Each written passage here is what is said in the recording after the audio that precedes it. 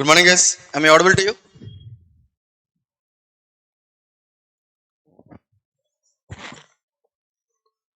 Right. So, welcome to the second class. If you remember yesterday, we were discussing about diversity. We were discussing about diversity, extent of diversity, and reasons for the growth of diversity, and how did India preserve the diversity for so long, and what provisions of the constitution has actually enabled the sustenance of this diversity. Right?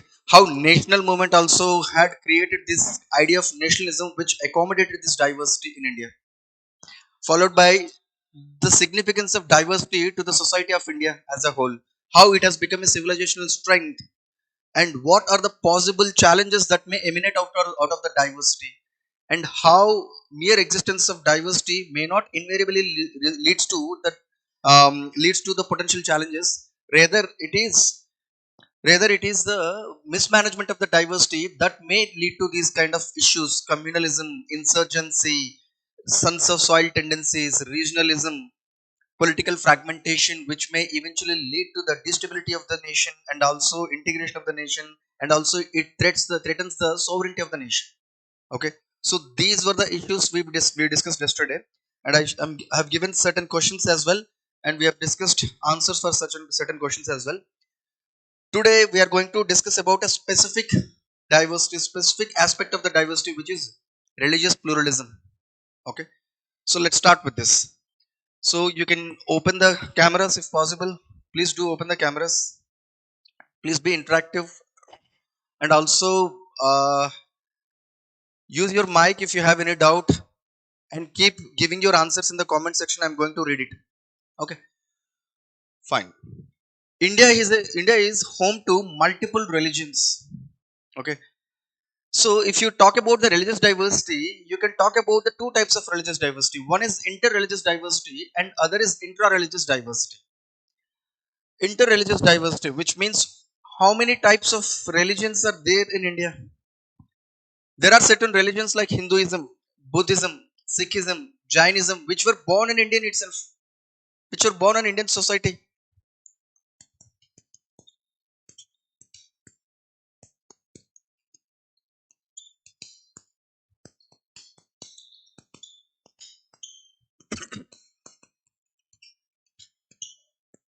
And there are certain religions which were introduced to the Indian society through invasions, through migrations, right? Christianity, Islam, Judaism, etc. Right? So this is the extent of inter-religious diversity that India has witnessed over the past few centuries. Okay, more and more and religions are going to be being added into this diversity with the globalization. Okay, so this increasing diversity and increasing religious pluralism is still a very active concept.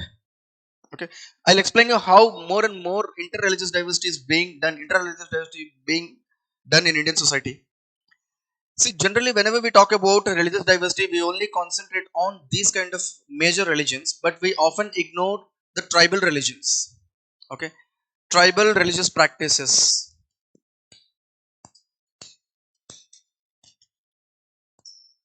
we call it animism. Animism itself is not a religion. Animism is a term which is used to refer to the religious practices which are followed in primitive societies like tribal societies. However, these religions are actually different from the majority traditional religions. The difference is that they don't have any religious doctrines, they don't have any religious central organizations, they don't have any scripts. Unlike these religions, they have simple rituals, they worship nature, they have a specific totem, they have a specific idea that this is sacred to us. The sacred aspect can be anything. It can be a tree, it can be an animal, it can be a hillock, a mountain. Example, just like how the Bishnoi community worship the black buck, it is their symbol, it is a symbol of the clan. By worshipping the symbol of the clan, they are indirectly worshipping the clan itself. So they're showing their allegiance to the clan. That is what animism. They worship natural objects. These natural objects, and they seek divinity powers from these natural objects. Right? All the natural phenomena are divine for them. They are of the divine origin. For example, if there is a flood, there is a blight, or a forest fire, so it is a wrath of the god for them. The natural phenomena are explained in terms of the divinity. So, divine explanation of natural phenomena.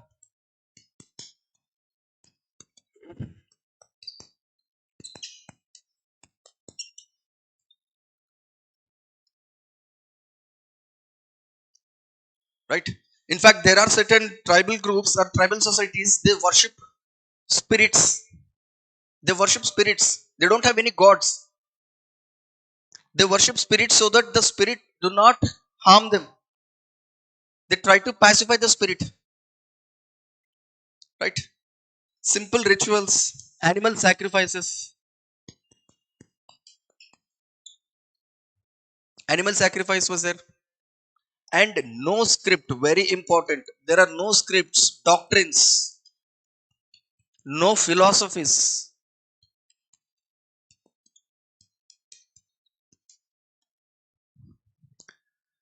The idea of religion is completely, the religious belief system or religious practices are completely different from these religions, isn't it? So this is about the tribal religions. Okay. In Indian society, there are multiple tribal pockets which still practice this. For example, look at this. How the tribal religions are depicted, their tribal goddesses are depicted in the paintings. You know which painting is it? Worli painting,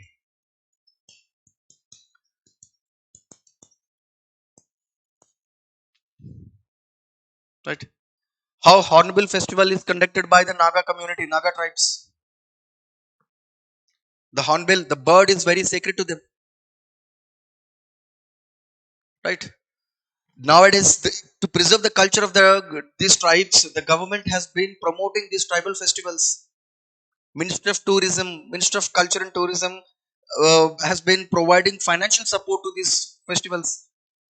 Just like Hornbill Festival, it is provided by the government, Ministry of Tourism, the financial support. The idea is to inculcate and preserve their culture, right? So, this is about the tribal religious practices. Okay. Now, what do you mean by this intra-religious diversity? Intra-religious diversity. This is important. See, within the same religion, there is a great deal of diversity. Within the same religion, there is a great deal of diversity. Okay. I'll give you an example. So, you might have celebrated Diwali recently and few days back, Dashara. Can you tell me what is the idea behind celebrating Dashara or Diwali? What was the myth or the legend behind it? What was the story behind it? Can anybody tell me?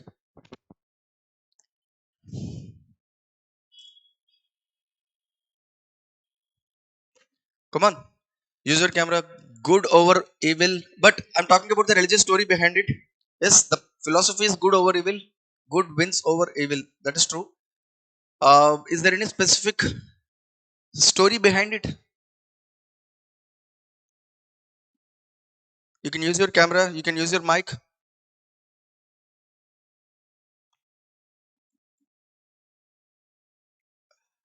Just a second.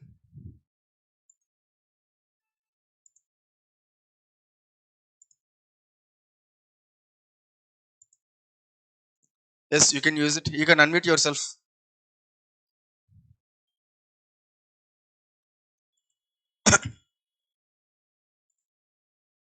Yes, you can use your mic now. I have unmuted. Not allowed. Just a second. Yes, it is allowed. Yes. Yes. Yeah. What is the story behind Diwali? Just. Mm. Mm. It is the homecoming of Rama after winning the battle with Ravana, isn't it? What about Dashara then? It's the winning, homecoming.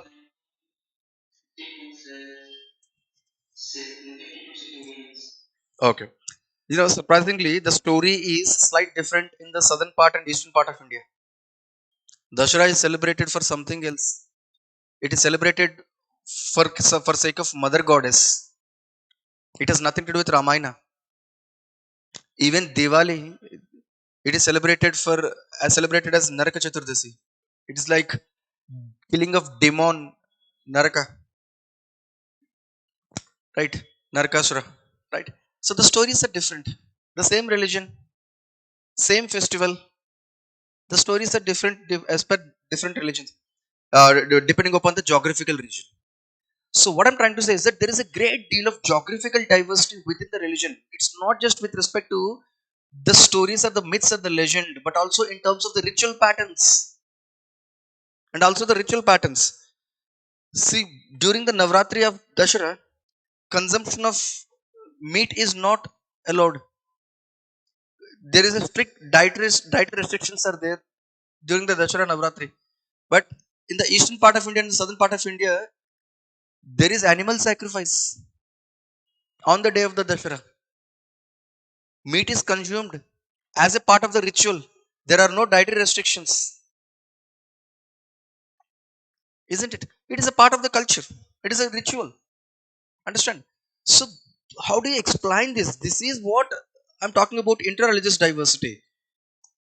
This geographical diversity is there within the same religion in terms of the kind of festivals that are conducted. The timing of harvesting festival may differ from one place to the other place. The harvesting festival in Assam is different from the harvesting timing of the harvesting festival in Kerala. Right? The timing of Onam, Vishu is different from Bihu. Right? So this is festivals, myths, legends within the same religion, rituals. And the best part is even it is reflected in the art and architecture within the same religion. It has different kinds of art and architecture depending upon the geographical factors.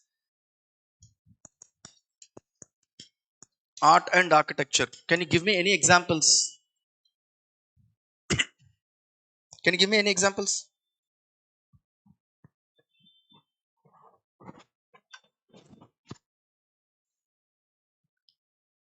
See, look at the mosque architecture. Okay, this mosque is from Kerala. It has got strong regional influence over its architecture. Whereas this mosque is from the northern part of India, where there is a rich Indo-Islamic architecture influence on it. Within the same religion, the temple architecture may vary depending upon the geographical region. There is a strong influence of the geographical factors over the art and architecture. It is also reflected in Buddhist school of art. The three schools of art in Buddhism: Gandhara, Madhura, and Amravati. In Gandhara art, there is a strong influence of Greek Greece art. Hellenistic influence is there. Each and every muzzle is depicted in a nuanced way. The drapings are depicted in a very. It is they're emotive. They're not non-emotive. Buddha is non-emotive in the Greek architecture, Gandhara school of art,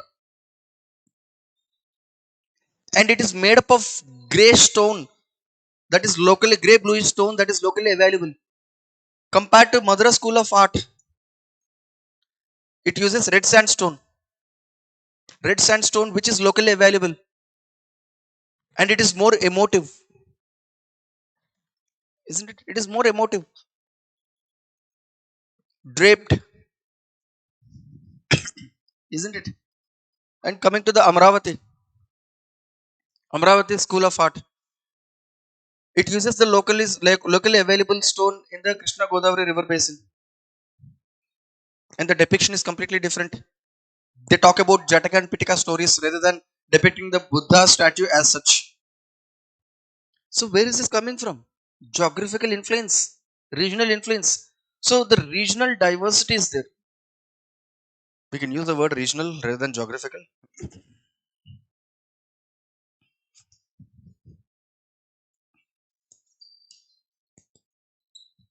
Within the same religion, there is a great deal of regional diversity. That is what interreligious diversity that I was talking about. Is there any kind of interreligious diversity that is there in India?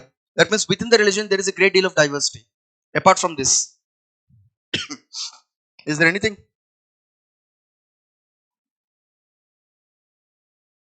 Have you heard about sects and cults? You might have heard about sect and cult.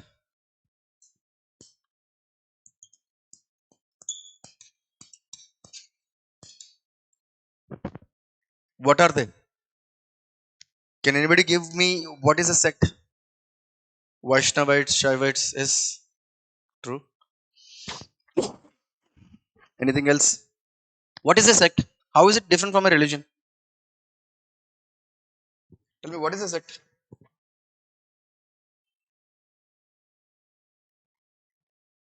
Use your mic, say something.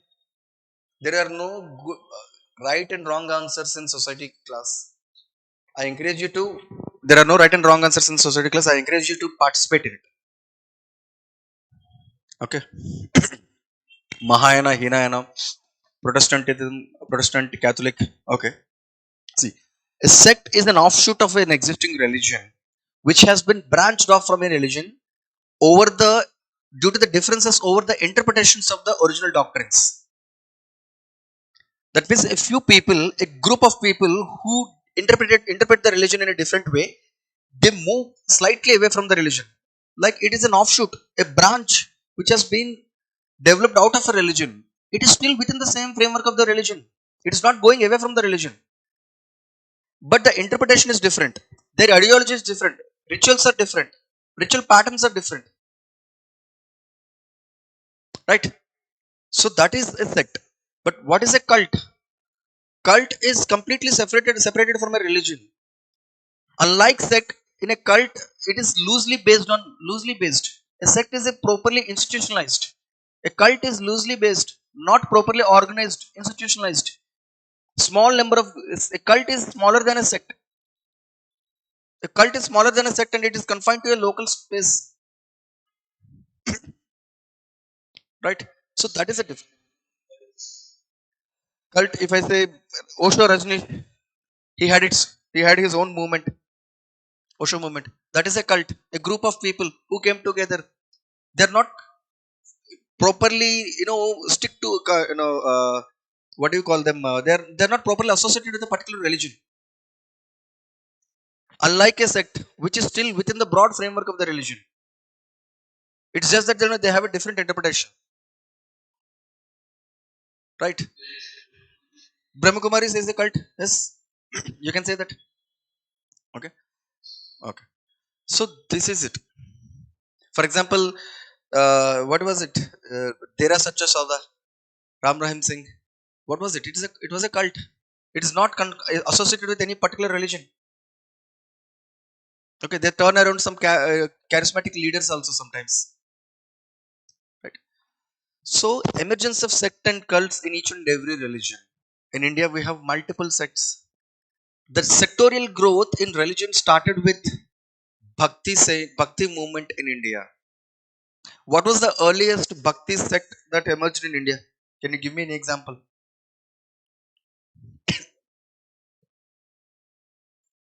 What was the earliest Bhakti sect?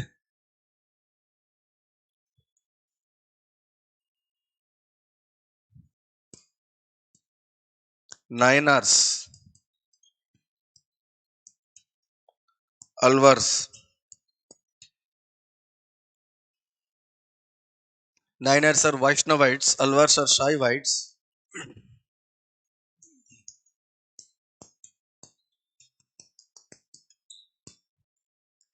These sects emerged around the 6th century in the ancient times, and they were politically patronized by the contemporary rulers. They were politically later on patronized by Cholas, Pallavas. Okay. For them, they have only one God. They preached monotheism, only one God. Unlike the polytheism of religion, Hindu religion.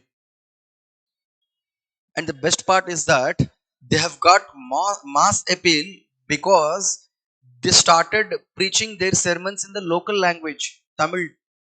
Unlike unlike the Hinduism, which has adopted Sanskrit as a classical language for its day-to-day rituals and hymns. So it has created that, it has appealed the masses, and they preached egalitarianism. Everybody is equal. They were against the caste disabilities. They were against the caste. In fact, these religions, these sects have actually accommodated women as well. Some of the Nainar saints were actually women. The earliest saints were Bhakti saints, Nainar and Alvar saints were women. Later on, Veerashaivism, which is also later on divided, started to be regarded as Lingayat movement. It started, yes, Basavanna. He was the leader behind it, who was a Brahmin who came out of, who interpreted the religion of Hinduism differently. He said that there are no impure or pure castes. All the castes are similar. That egalitarian principle attracted the masses. And Basavanna, he himself is a Brahmin, and he utilized Kannada as a place, what you call, as a way of preaching, as a medium of preaching, right? Understand? So this is also a Bhakti saint which started earlier. So this was originated in the southern part of India, and at that time there was a strong political factors which inhibited the growth of such kind of Bhakti sects or such kind of sects in the northern part of India. That strong political factor was the strong Rajput Brahmin alliance. That Rajput Brahmin alliance and patronization of the Brahmins by the Rajputs was actually discontinued with the advent of the Sultanate dynasty. With the advent of Sultanate dynasty. So as and when,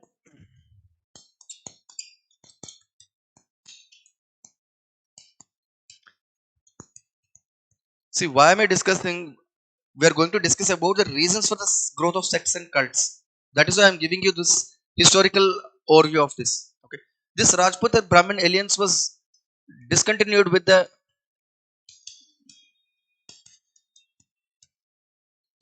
emergence of Sultanate dynasty, isn't it? And this paved the way for growth of multiple sects even in the northern part of India. Later on, we have seen Kabir Das, Mirabai, Ravidas, etc., etc.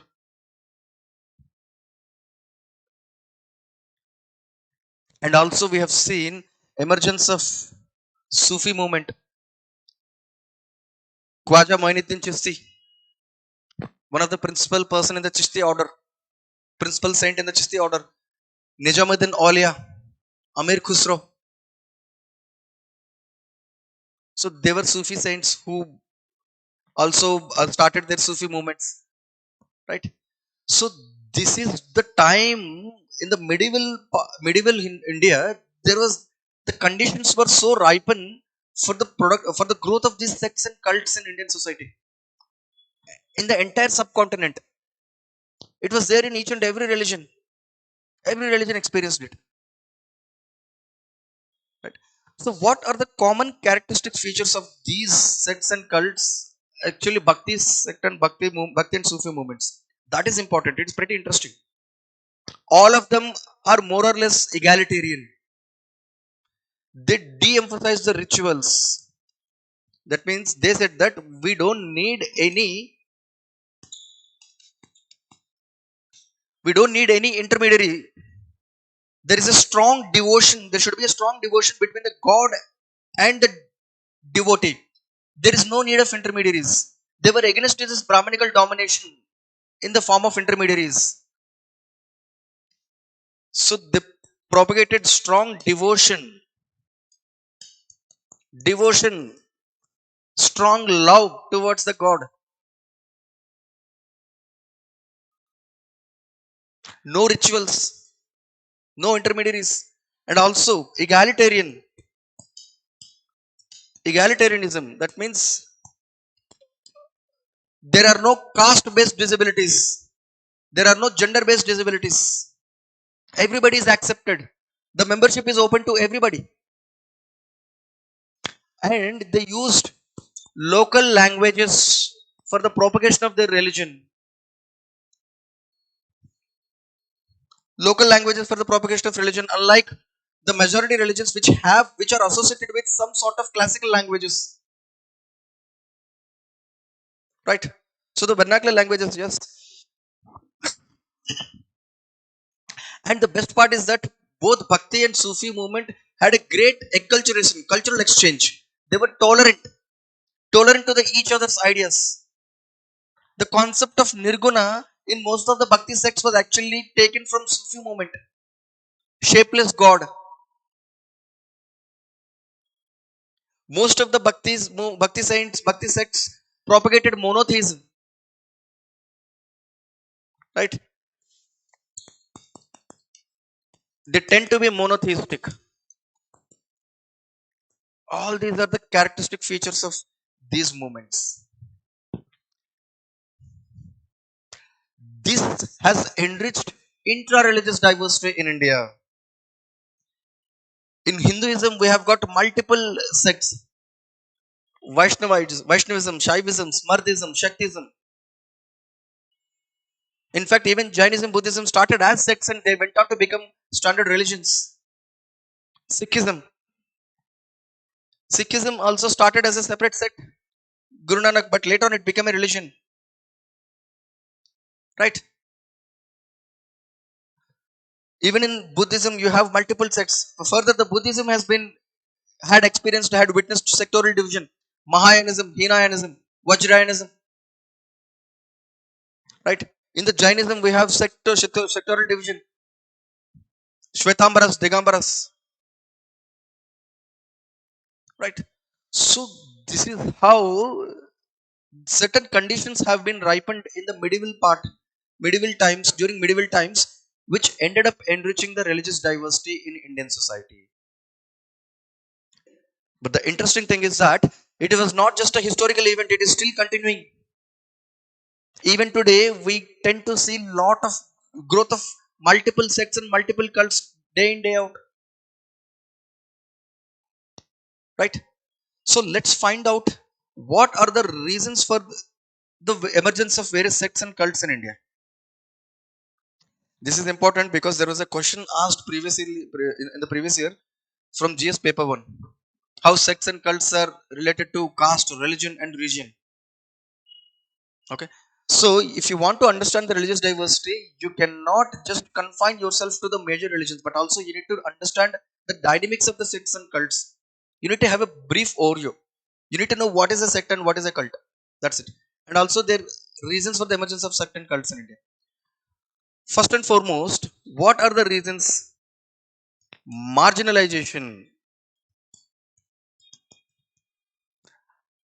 Marginalization is one of the foremost reasons for the growth of sect. That means within a religion, there are certain people, certain groups who are marginalized. They don't get any privilege. They don't get any mobility in the religion. They're not respected in the religion. So there is a sense of discontentment among this marginalized group. Whenever they get another option, they will eventually move to a different sect. If somebody interpret the religion in a such a way that which gives them better privilege, better respect, then they will eventually move to it. That is what happened in the Shaivism, Vaishnavism in India. For the first time, Nayanars and Alvars, these two sects, they opened the membership to all the groups and they said that we are against caste system. That's it. It has got mass appeal. So wherever there is marginalization within a particular religion, there is always a scope for growth of a different sect who find a different interpretation and find solace in that interpretation. Right? Example, lower caste participation in several sects. Even today, Ravidasa sect, most of the Dalits take refuge in the Ravidasa sect. Understand? Ravidasyas.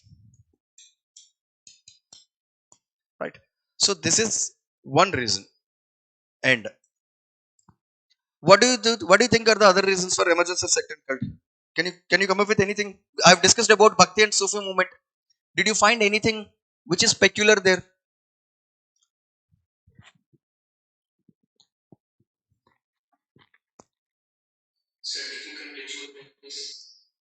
Difficult ritual practice. Okay, can you explain that?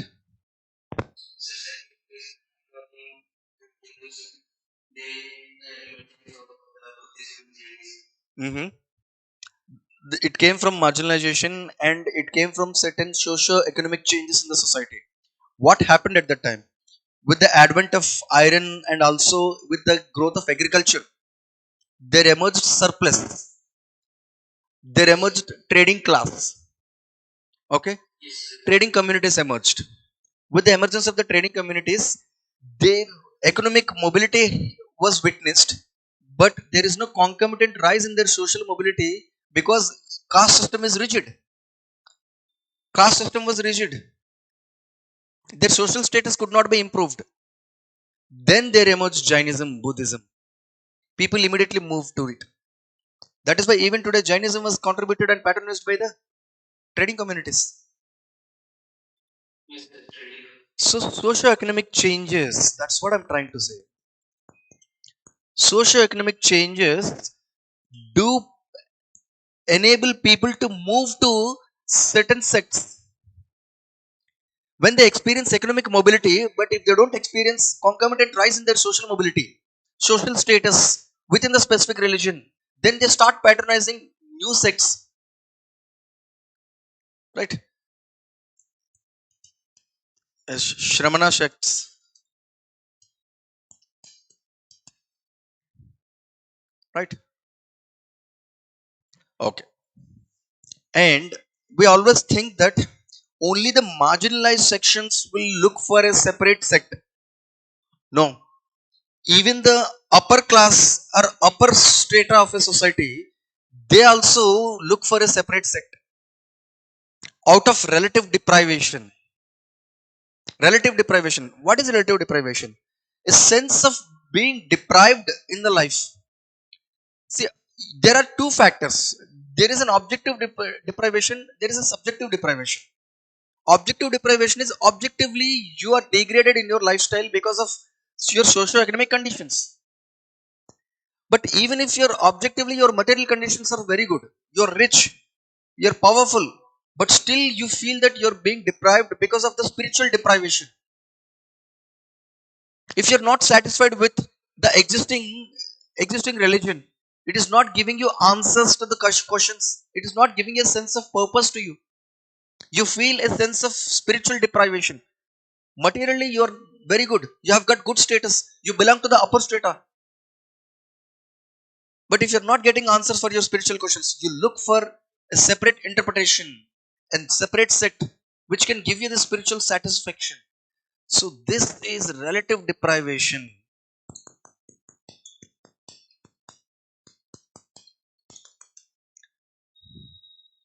For these people, it is the materially they are not given respect. They are downtrodden, marginalized. For them, it was completely an objective factor. For these people, it is completely subjective, individual. It is more of spiritual deprivation.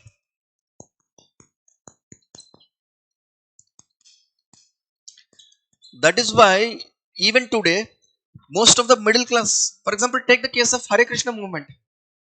Who were the members of this Hare Krishna movement? Most of them are urban middle class educated people who feel that they are spiritually deprived.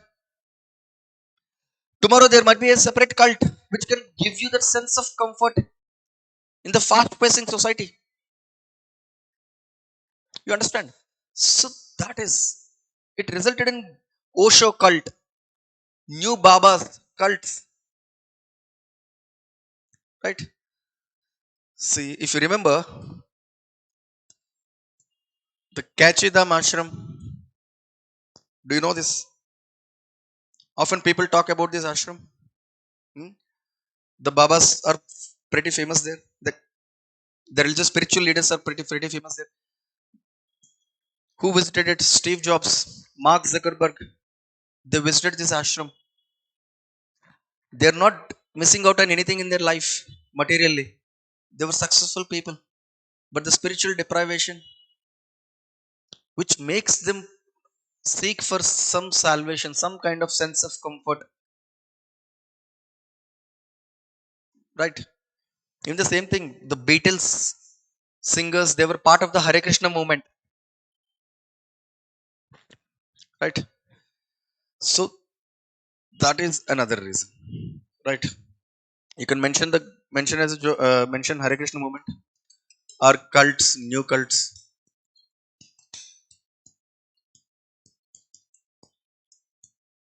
Okay.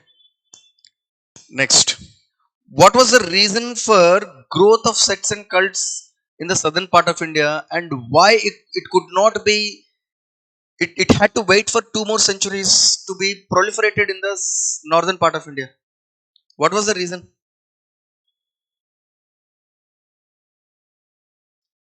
I gave you a reason, a political reason.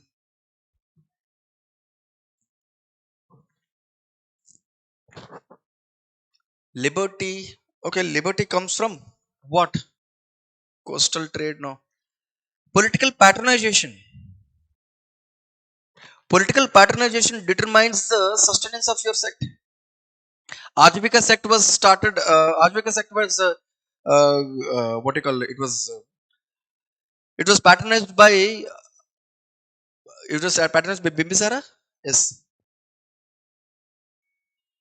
early Mauryans. Later on,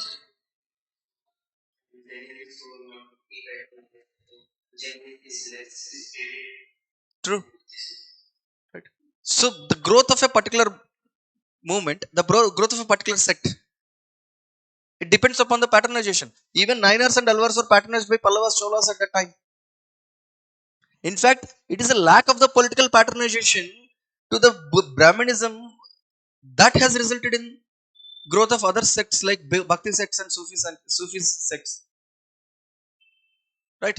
So political patronization,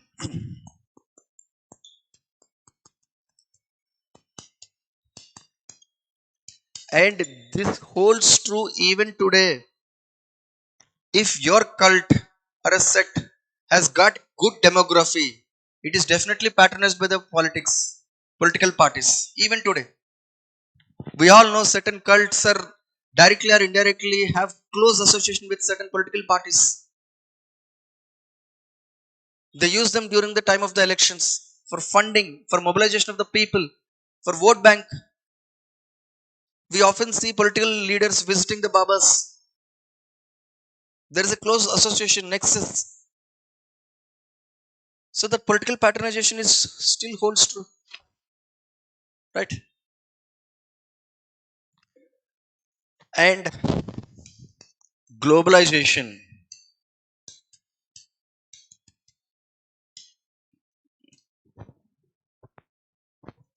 Globalization has resulted in greater patronization, greater participation of people. of participation of people into certain sects, isn't it? ISKCON, what is it? International Society for Krishna Consciousness. International Society. It is a global organization. It has got global patronization. Most of the foreigners contributed to that movement, right?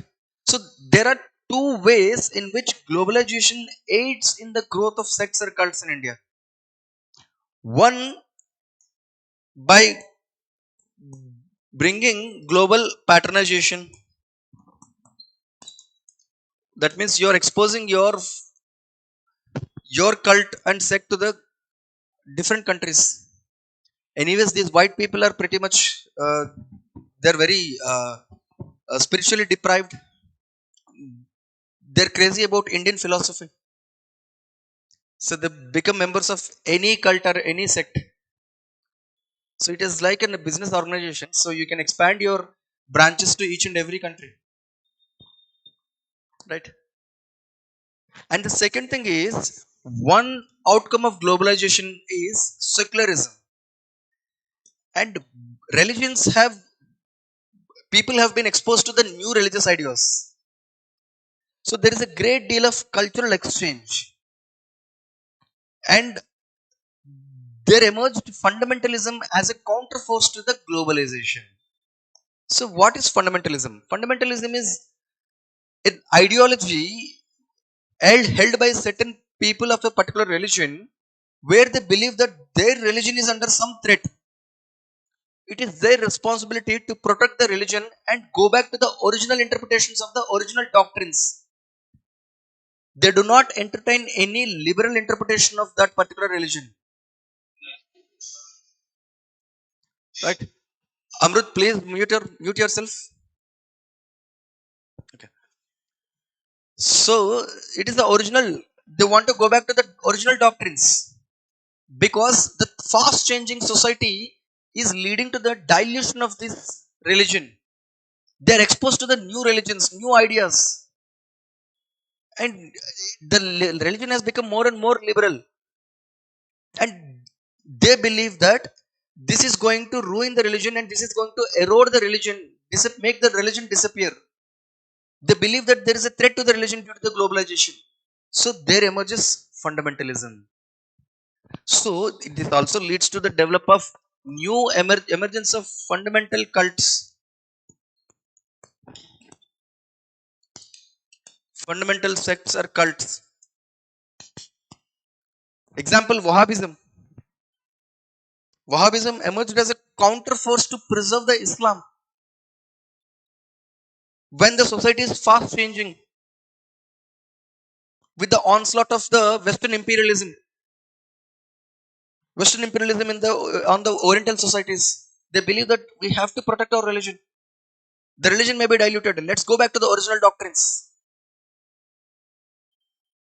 right? So you can give Wahhabism as an example here. You can give global patronization, ISKCON.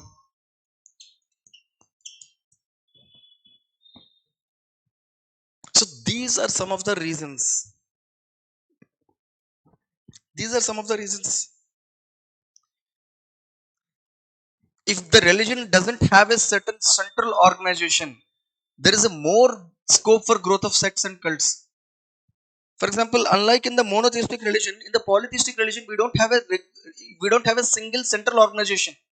For example, in Hinduism, we don't have a single central organization. Unlike in the Christianity, which is a monotheistic religion, where there is a central organization at Vatican City. Even the same thing for Islam, it is a Makkah. For polytheistic religions, you don't have a central organization. When you don't have a central organization, anybody can interpret anything out of the religion, and that leads to a new sect. So that is also one of the reasons, lack of central organization.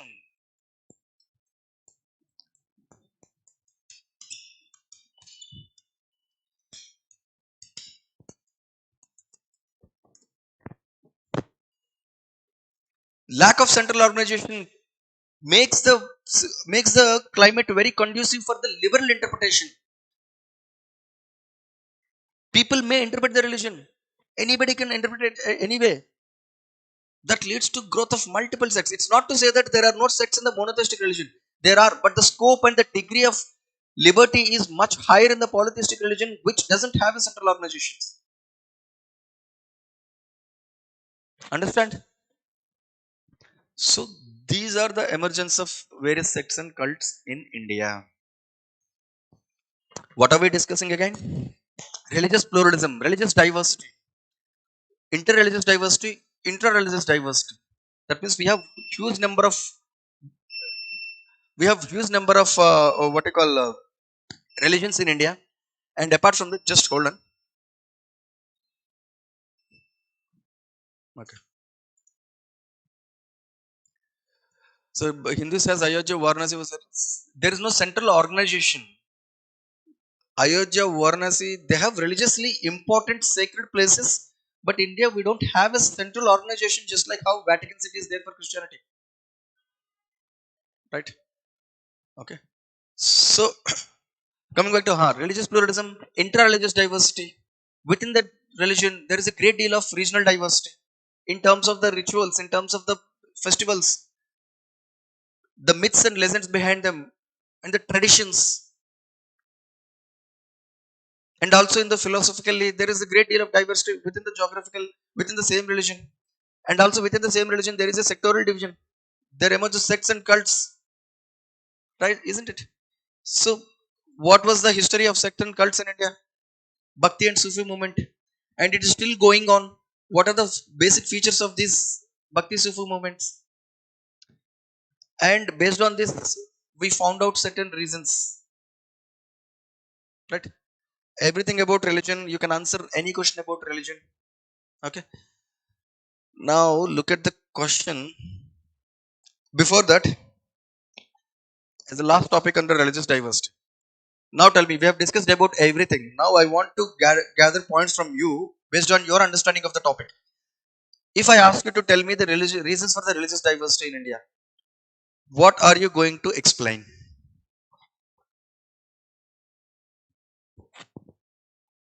Tell me. Use your mic if you want. What are the reasons for religious diversity in India? Yesterday we spoke about overall reasons for diversity. You can borrow points from there. You can borrow points from there.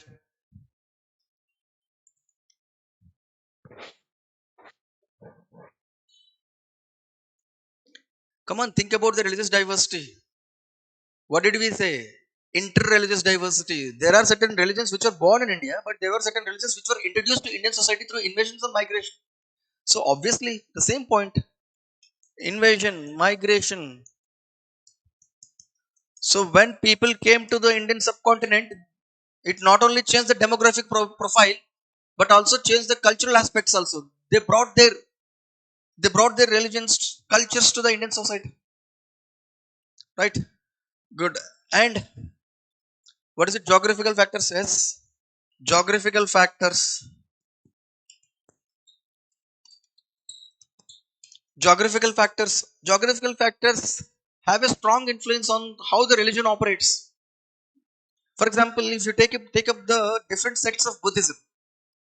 In fact, in Mahayanism, there are most of the sects they don't accept consumption of meat. But the Vajrayanism that is most prevalent in the Tibetan area, there their meat consumption is allowed. There the consumption of meat is allowed. Why? Because of the geographical conditions. It is part of their culture. It is part of their evolution. Some same religion, different dietary practices, different traditions, different rituals. Isn't it? The same religion. For example, and this and geographical factors. And I'm not getting deeper into it because I have already discussed about the reasons for diversity there. So we are bringing the points for to make it suitable to this argument. That's it.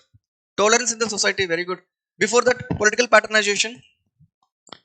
I'll come to the tolerance and syncretism. Right, very good. Political patronization is also one of the reasons how political patronization of sect or cult or political patronization with respect to the religious tolerance. As I said, Ashoka, even though he patronized Buddhism, he was tolerant to the other religions as well. So these political factors also paved way for the growth, this religious diversity. And as the value system, tolerance, syncretism, this has actually helped in the growth of religious diversity in India. The religious tolerance is there. Syncretism is a notch higher than the tolerance. There is a great deal of exchange of ideas. There is a great deal of exchange of ideas between the Bhakti movement and Sufi movement. The concept of Nirguna was borrowed, and the concept of singing for the sake of the gods is given to the Sufi movement. In fact, in the earlier parts of the earlier times or during the earlier times of Islam, singing for the sake of God was prohibited. But Sufi movement has created a great deal of music traditions and in Indian soil, isn't it? So there is a great deal of cultural exchange. So the syncretism is not only seen, syncretism is explained and clearly seen in multiple ways actually. You are going to your the religion is incorporating the little traditions. Syncretism, first and foremost, exchange of ideas,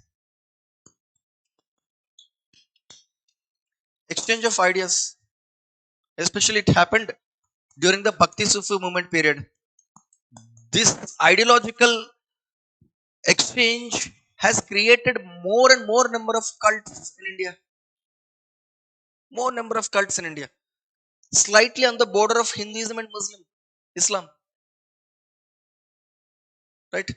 Bhakti Sufi cultural exchange happened, and also the syncretism, that incorporating, accepting, incorporating certain little traditions, that happened. Incorporating little traditions, what do you mean by little traditions?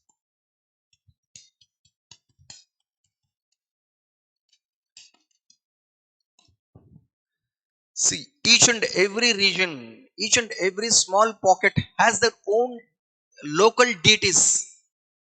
These local deities were incorporated into the broad framework of Hinduism, right? Have you ever visited the Lord Lord Jagannath temple in Puri? Have you ever visited? Have you ever seen the picture of Lord Jagannath temple in the Puri? This was the picture. It is one of the sacred places for Hindus, isn't it? But let me tell you, the Puri Jagannath was actually originally a tribal deity. A tribal deity. Even the deity was actually depicted in this tribalistic format, even today. It was incorporated into the Hindu religion as an avatar of Vishnu. As an avatar of Vishnu. So local deities are incorporated, isn't it? Even most of the people say that there are some of the accounts which says that the Lord Ayappa in Shabarimala shrine was actually a tribal deity later on incorporated into the Hinduism, isn't it? So that is it. Incorporation of little traditions. The local deities are incorporated. What are these local deities?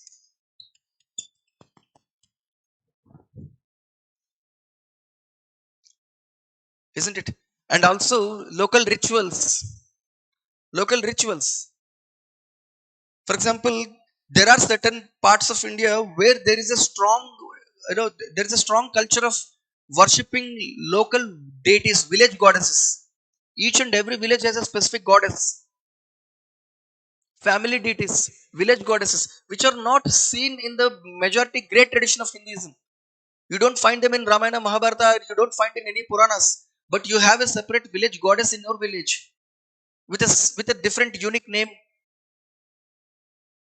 isn't it? And also Animal sacrifice is also conducted in the temple premises of this village goddess.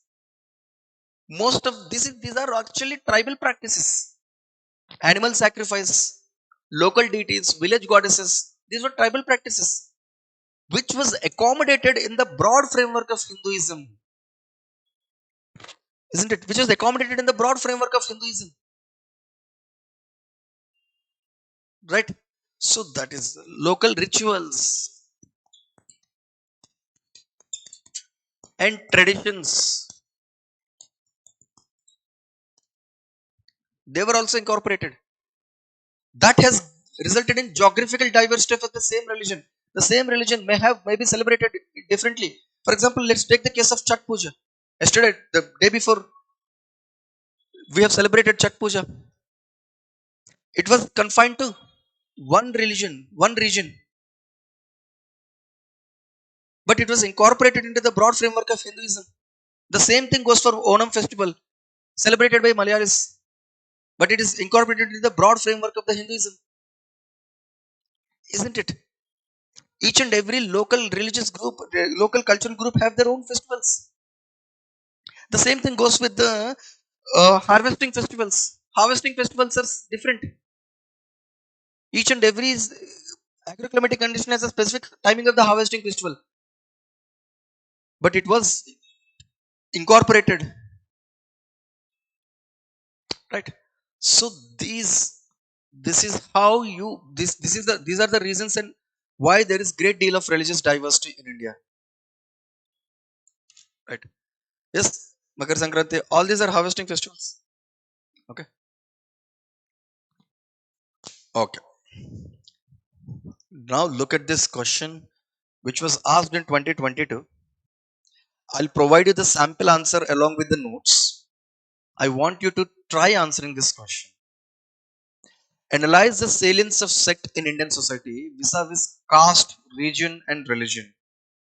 Anything that you can come up with, anything, any argument that you can come up with, sect and caste, sect and religion, and sect and region. Try doing it. Okay. Sect and caste. Lower caste has the high probability of finding a separate sect because of the marginality. Sect and region. The local political patronization provides growth to the sect.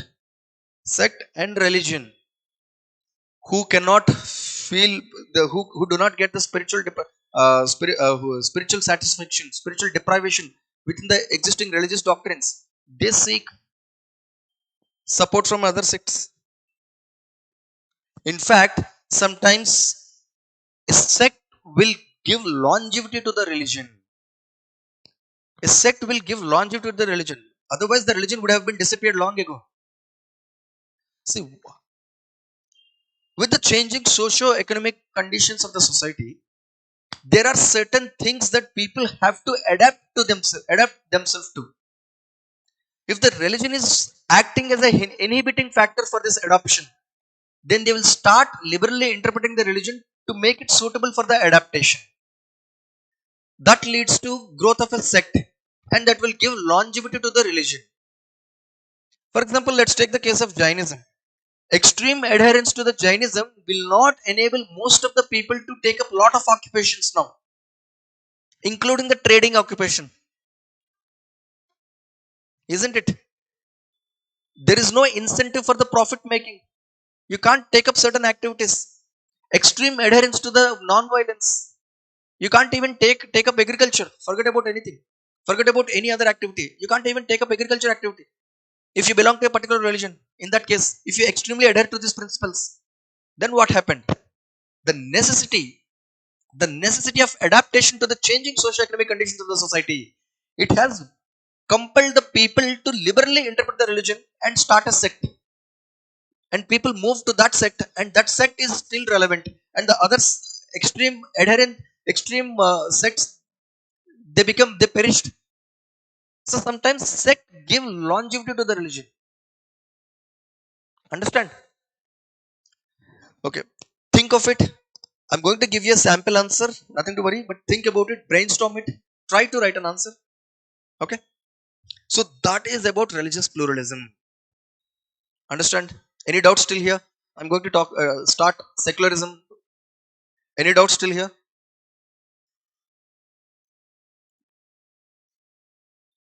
Right.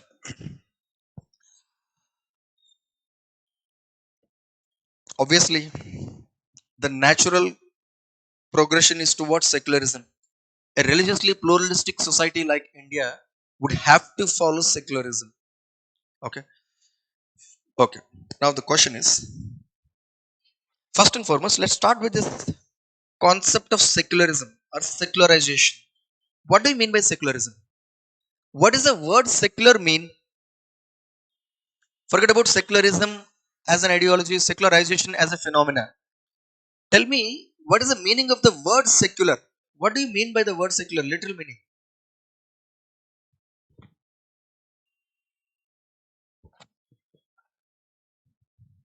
State separate from religion, that is an ideology. Secular, the word secular.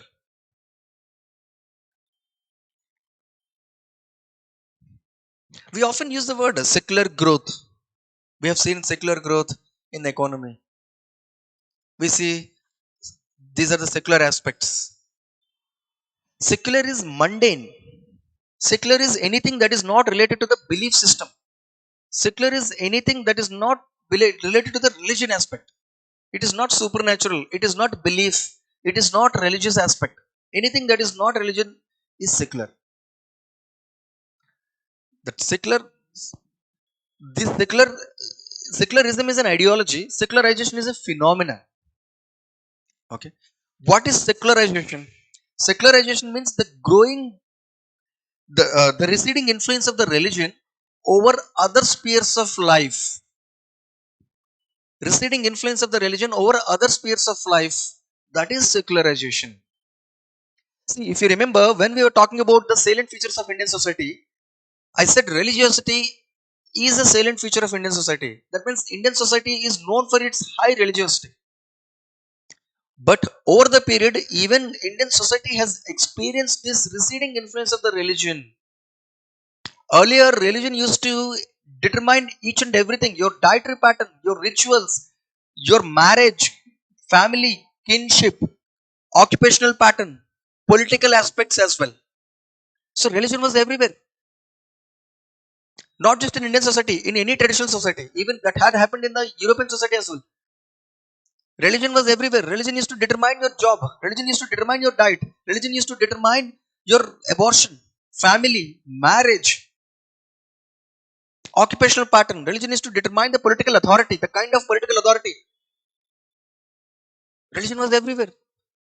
Over the period, religion has been confined to only the belief system. The political, economical, and social aspects of the religion have been disassociated themselves from the religion. The receding influence of the religion in the other spheres of life of an individual or the society or the non-religious aspects of the society. That is what secularization is. Okay. Later on, this growing secularization has resulted in development of an ideology which is known as secularism. However, this ideology has different connotations and different meanings in the different parts of the world, different interpretations. Okay.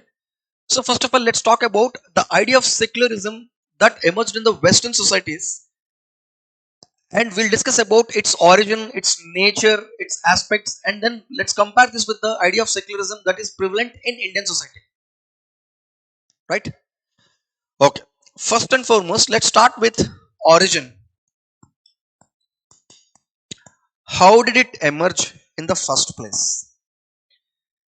Can anyone tell me the historical context of emergence of secularization or the secularism as an ideology in the Western society?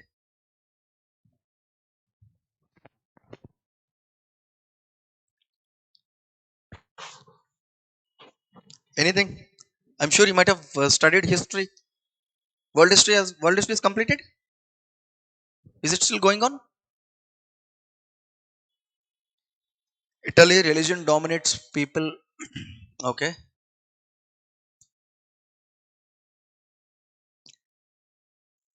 Deprivation. What deprivation? What happened in the European society? There are certain historically watershed moments that happened in the European society. Religion interference in the state. Okay. Anything else? See, first and foremost, it started with cultural renaissance.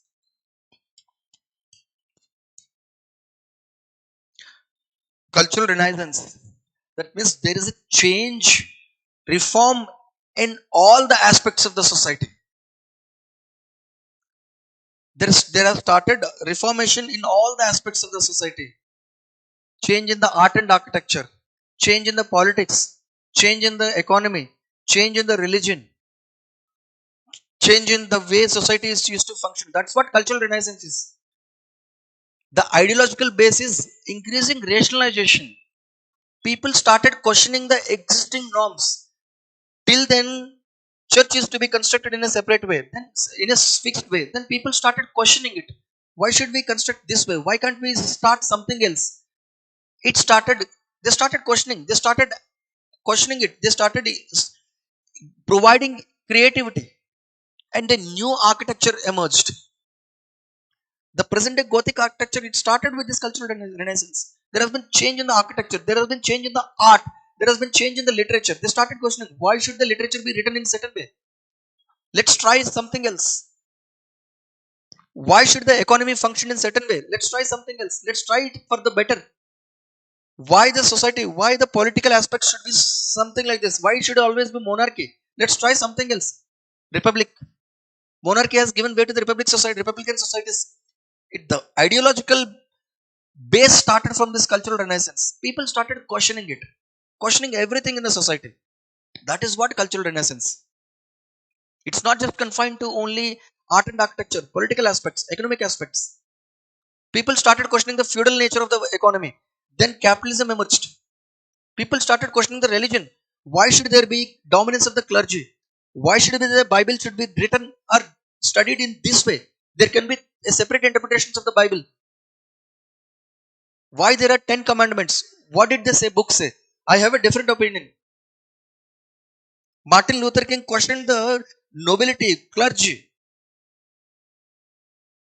He said that there is no need of an intermediary. You can directly talk to the God. You can directly seek spiritual devotion from the God.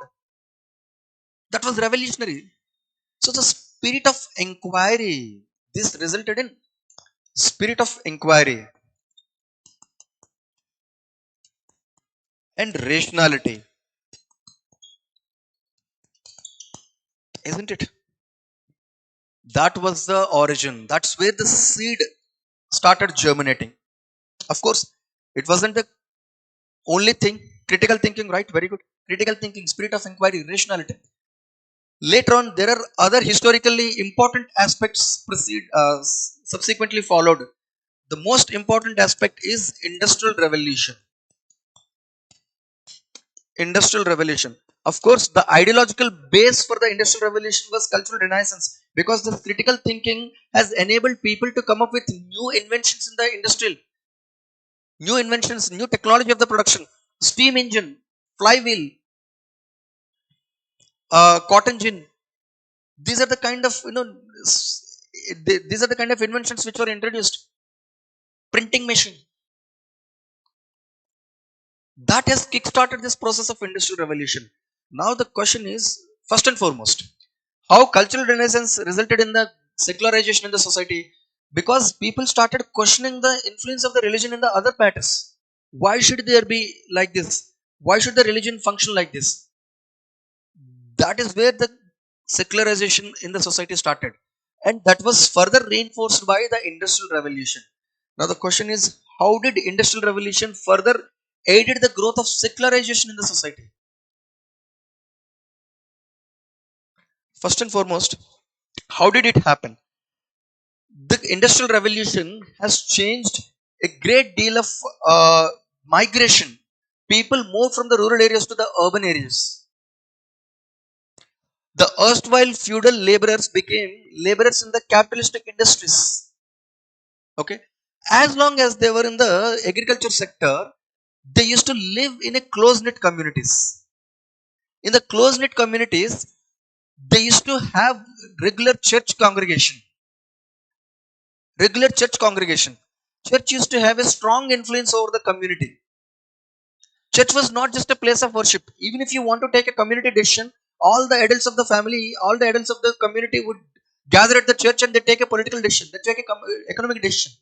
So church controlled not only the religious aspects but also the marriage aspects, political aspects, all these things. There were close knit communities, and church used to have a strong influence over these close knit communities. And there is regular religious congregation. Then what happened after industrial revolution? All these people moved to the urban areas. People no more lived in close knit communities. There emerged a sense of anonymity. So thereby the church could lose its control over the people. Religious congregation has been declined. Even if they used to go to the religion, it is only for the religious purpose and nothing else. So the control of the religious organization over the other non-religious aspects has been receded. So this has reduced control of religion over non-religious aspects,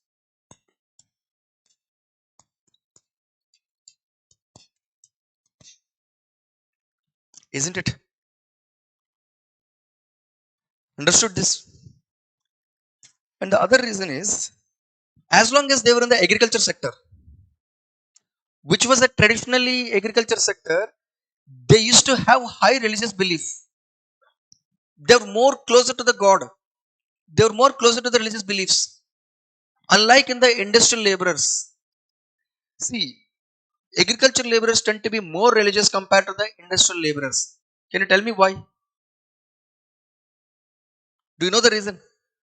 Why agriculture laborers tend to be more religious compared to the industrial laborers? The blue collar workers and the peasants, there is a great deal of difference in terms of their religious belief system and the degree of secularization, degree of religiosity. The degree of religiosity in the blue collar workers is much lesser compared to the peasant class. Why? Come on, think of it.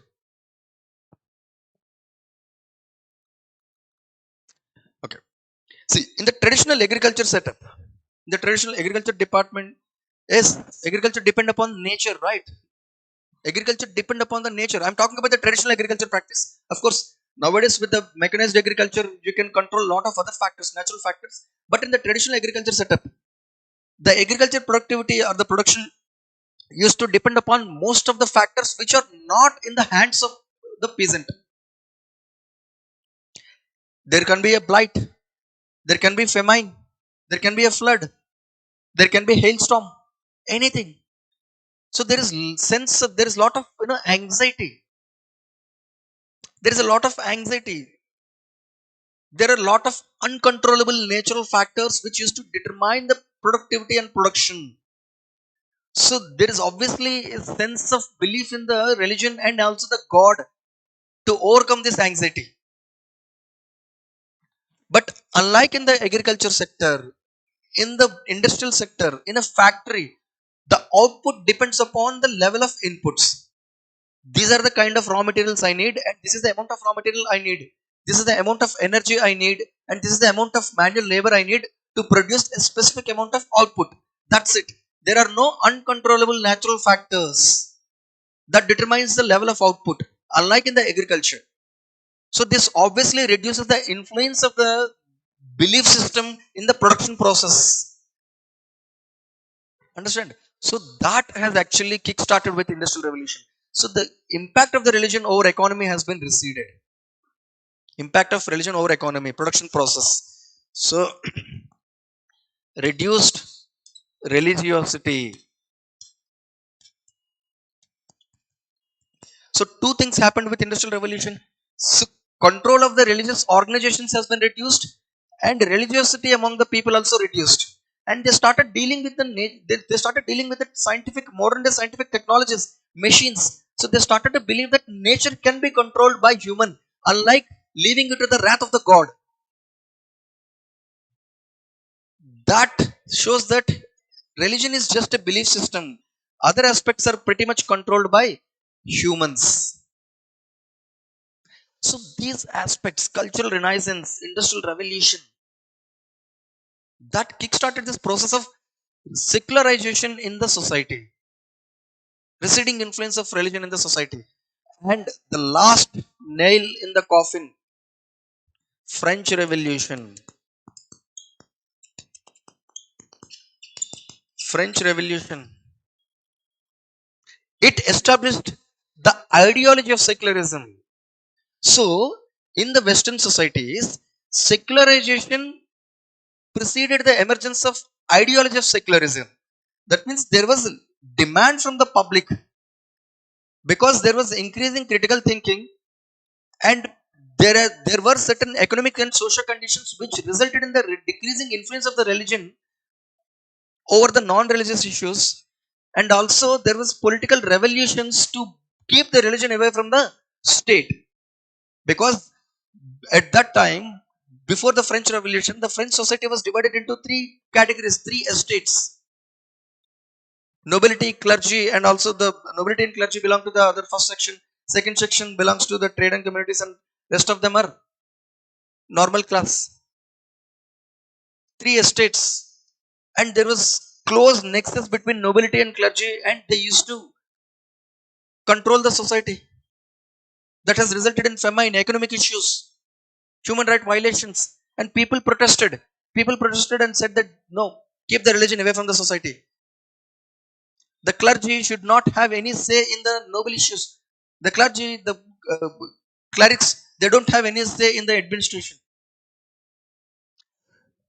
This has created the idea of secularism. That is what. So these are the factors which preceded for the emergence of idea of secularism in the West. So what I'm trying to say is that there is a demand from the public in the West for the ideology of secularism. It grew very naturally for its based on its own unique socio-economic experiences that it had witnessed. Okay, based on based on the origin, the nature also depends. So, what is the nature of this idea of secularism in the West? It says that religion should be confined to only the personal belief system. It should not be. It should be excluded from other aspects. Okay, religion confined to personal sphere,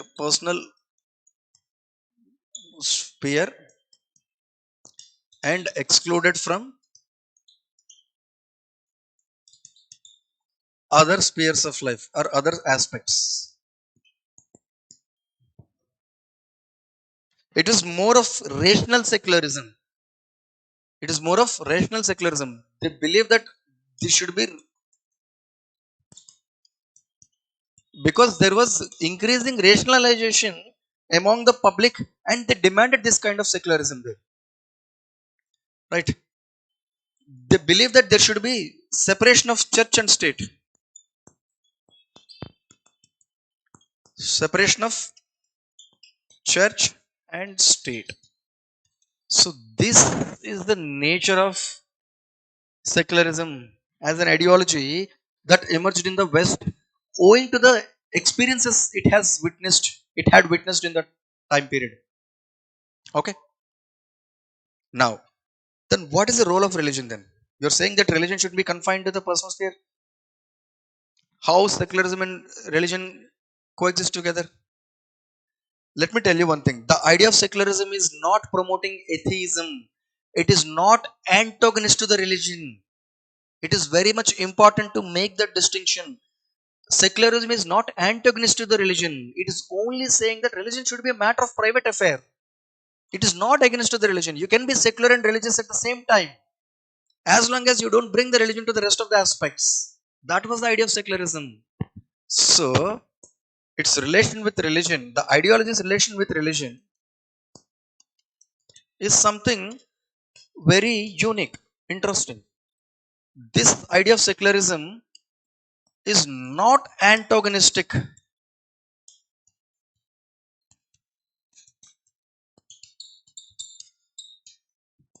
not antagonistic to religion. In fact, they are mutually exclusive to each other.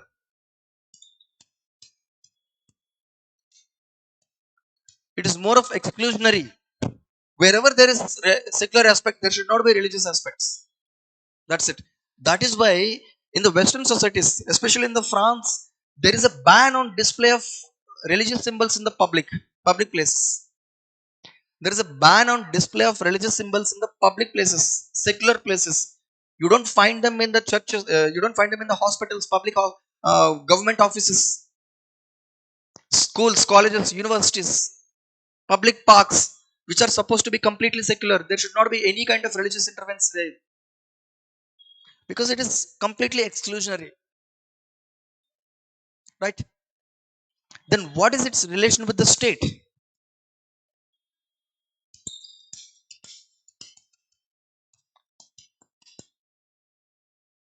What is the relation with the state?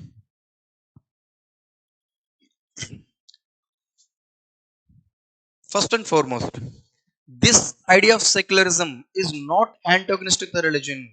That means it provides everything, all the rights for an individual to pursue his own belief system. Right? So the state has provided right to religion. The state has provided right to religion. Each and every individual would have the right to pursue his own religion. The state has provided that individual right. However, state has no religion. State is not identified by any religion. So there is no state religion. This is very, very important. You'll be surprised to know that this concept of secularism emerged in the homogeneous societies. That means there is hardly one religion there. But still the state says that no, I'm not going to identify myself with any religion. Unlike in the Indian society, the idea of secularism is actually incorporated in a diversified society. But in the Western societies, most of them are homogeneous societies. At the time of this French Revolution, there was hardly only one religion. Now, probably in the last three to 4 decades, these European societies have become more and more religiously diversified societies. But it was not a thing. It was not a thing in the past. But even then also, the state says that no scope for religion. You understand? No state religion, even in a homogeneous societies. So that was this idea of secularism. That was the relation with the state. Strict separation of, there is a wall of separation between church and state.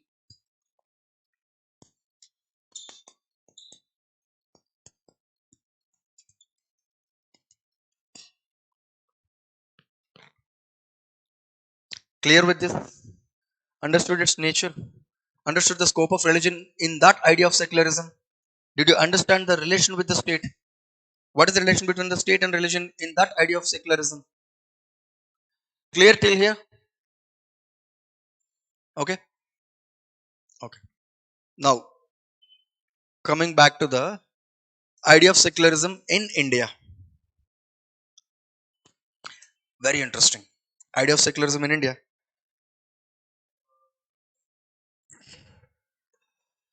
See, first of all, let's look at the origin. The ideology of secularism has a different connotation, different meaning, different nature in Indian society because the origin was different. Unlike in the Western societies, our secularism is not rational secularism because India did not experience any of these at the time the secularism was introduced into the constitution. Okay, we did not experience the kind of cultural renaissance. We did not expect the socio-economic and cultural conditions that proliferated the growth of rationality the way the way it did in the Western European societies. It didn't happen in Indian society. In fact, Indian society even till today is highly religious, but still we incorporated secularism. Understand? So our secularism is not rational secularism. We had to incorporate secularism for completely different reasons because of our religious pluralism.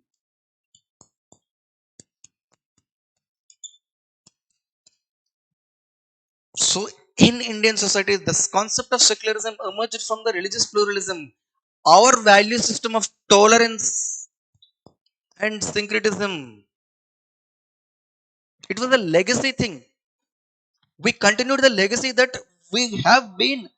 See, unlike in the Western societies, which were more or less homogeneous societies, India has always been religiously plural society since the beginning. So that was the reason for a secularism for India. It was not because people have got enlightenment that religion should not be a part or parcel of other aspects of the life. So let's keep it away from the other aspects. No, that did not happen in India. So that is why India's form of secularism is not rational secularism, the kind of secularism that was adopted in the Western societies. So based on the origin, the nature depends. So let's compare the nature.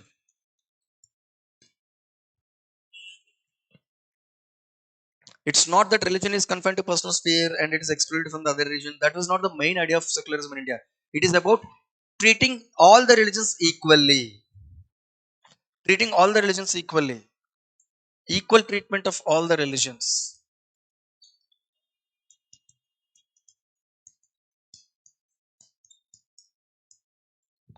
That was the idea of India's secularism. That was the idea of India's secularism. It came from the concept of Sarvadharma Sambhava.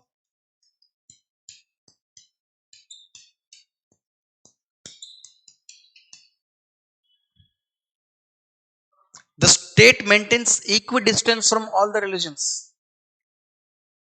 Understand? State maintains equidistance. There is no.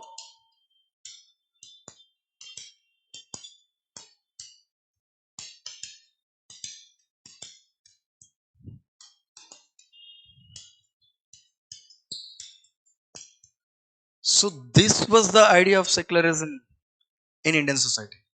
Then what is the role of religion? Is it as exclusionary as it is being promoted in that kind of idea?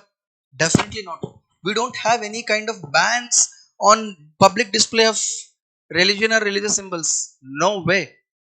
We have one or the other religious procession every day. We have temples within the premises of the colleges. We have shrines, temples, and no, deities within the premises of the hospitals. People do conduct pujas within the public offices. We conduct puja. Public offices are cleaned during the time of Dashara. They worship all these things. So there is no ban on public display of religion. So they never said that religion should all confined to be only the private sphere. No, it wasn't that kind of exclusionary in India. So the scope of religion is that it is not as exclusionary as it is seen. Not as exclusionary as it is in West. As long as it doesn't violate the sentiments of the other religion, everything is accepted in India. It's more of accommodative.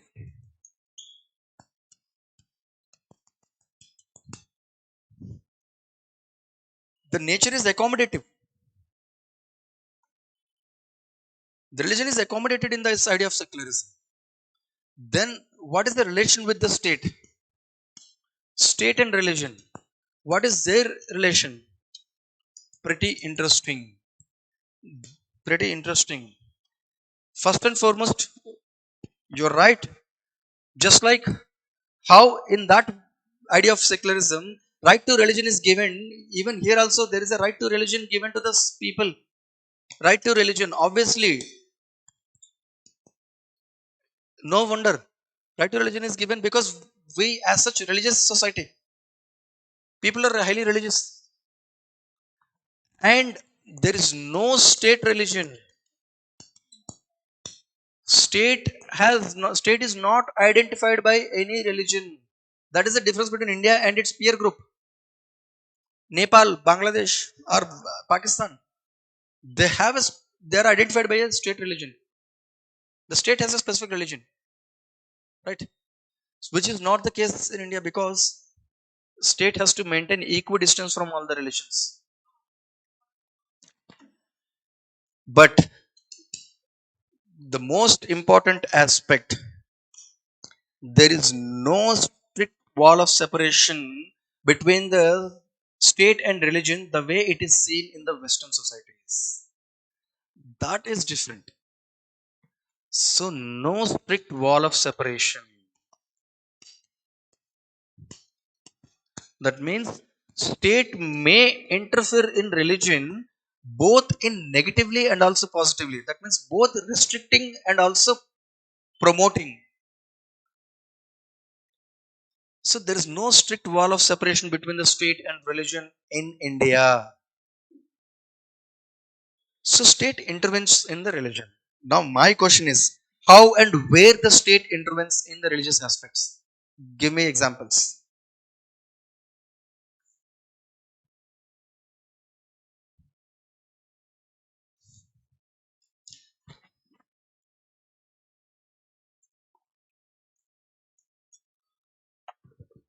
Yes, PM inaugurated temples. Probably Prime Minister might have gone there in his personal capacity. Okay, okay. I'm talking about state. Hajj subsidy. Okay. Subsidy given to the Hajj pilgrimages. Pilgrims. Okay. That is right. Anything else? Is there anything written in the constitution which allowed the state holidays, providing holidays? Even in the Christmas holidays are given in the secular societies like France. You have Christmas holidays in Paris. No, no. Providing holidays is not a thing, not that Ram Mandir temple dispute. It's a dispute between two parties. What is the state has, what state has done anything here? Anything there? It's a dispute between two parties. It's a property dispute. Court has given a judgment. That's it. How can you say that the state intervened in the religion? See, think about it. Don't look at the random examples. Think about the constitution. What is written in the constitution? First and foremost, let me tell you. See, state intervention in religion. Okay. Let's start with the right to religion. State is running the Hindu temples. Article 25, 26, 27. Okay. Let's start with this article 25, 26, 27, 28. First and foremost, right to religion is given to the individuals. That is clearly seen. This is what right to religion is given. So that is clearly reflected in Article 25, where an individual, every individual has got the right to preach, profess, pursue, propagate any religion. Right? Individual rights.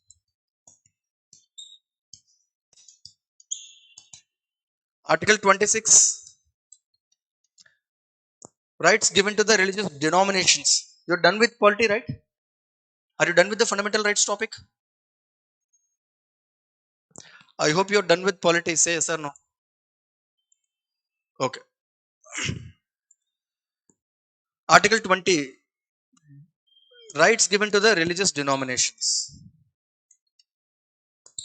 That means each and every religious denomination or religious organization have a right to conduct their religious affairs as per their own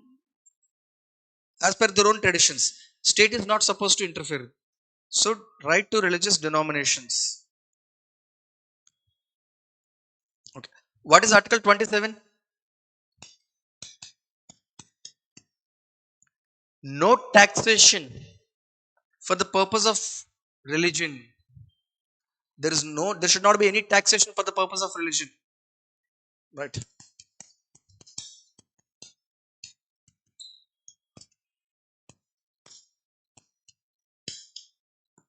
Article 28, right to freedom from religious instruction in the education. Okay. Right to freedom from religious instruction. That means you cannot be forced to go through religious education. Even in the education system, there should not be forceful imposition of any particular religion. So write the freedom from religious based instruction in education.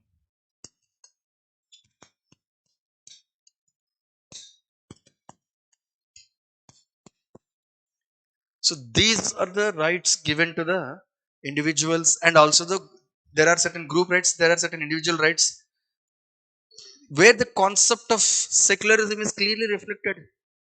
Okay, it is clearly reflected. Now the question is, we have said that there is no strict wall of separation between the state and religion. State can intervene in the religious aspects despite these rights are given to the individuals. So that is my question. How and where and in what aspects state intervenes? The first thing starts from these things. Article 25 and 26 have some reasonable restrictions where state can interfere. Right? So reasonable restrictions. Can you tell me what are the reasonable restrictions?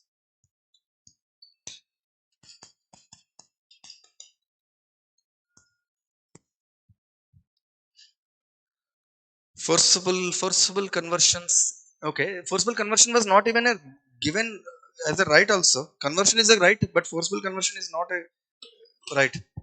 Anything, what is written in the constitution? What is written in the constitution? What are the reasonable restrictions?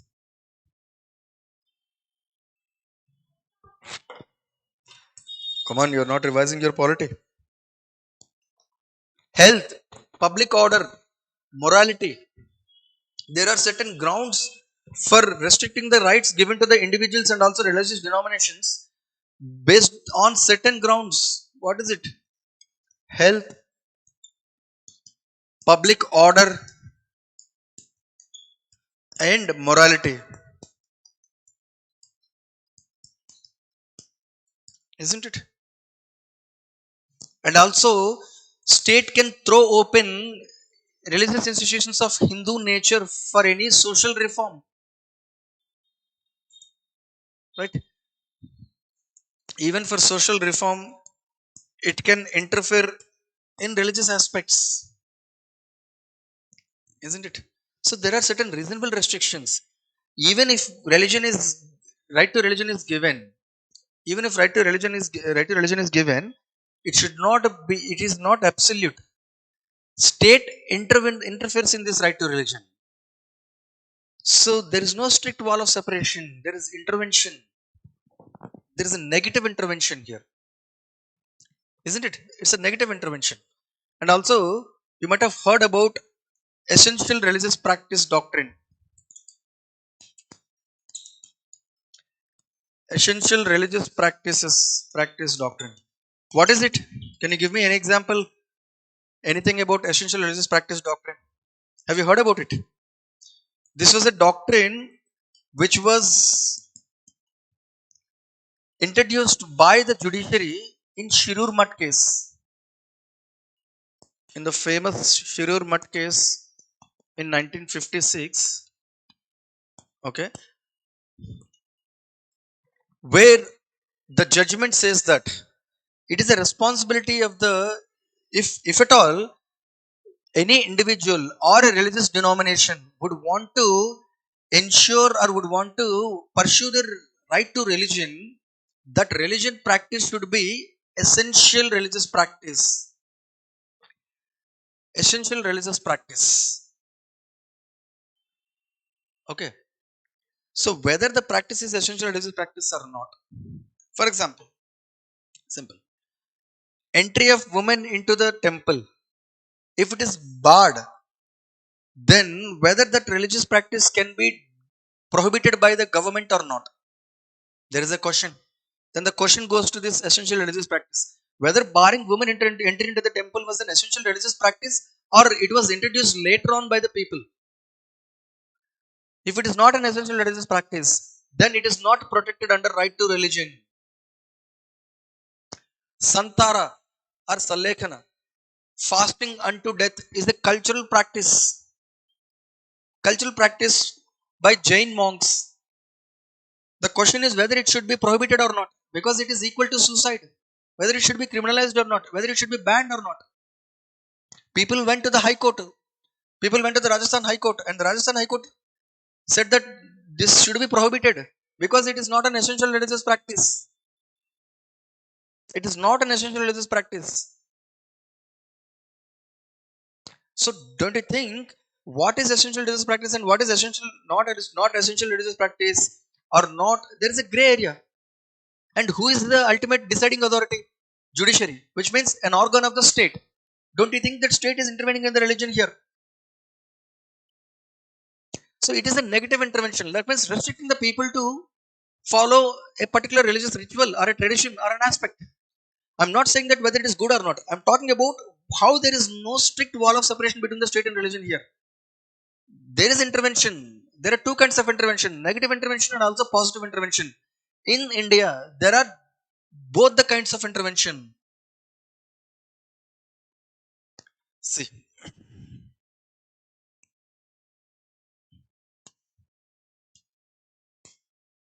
look at this. Supreme Court lifted the stay on Santara ritual of Jains. They went to the High Court, from High Court to Supreme Court, right? And also this Shani Shangapur and also Shabarimala verdict, isn't it? So all these are based on this idea of essential religious practice. Even burning the crackers on Diwali, was it an essential religious practice? Or was it introduced later on? Right? So that is the thing. So state can interfere. Next. Till here we talked about negative interventions. Let's also talk about the positive interventions. Okay. Article 29 and 30. Certain rights are given to the religious minorities, apart from linguistic minorities. Certain rights are given to the religious minorities to preserve their culture, to preserve their culture, isn't it? So these cultural and educational rights are given to the minorities.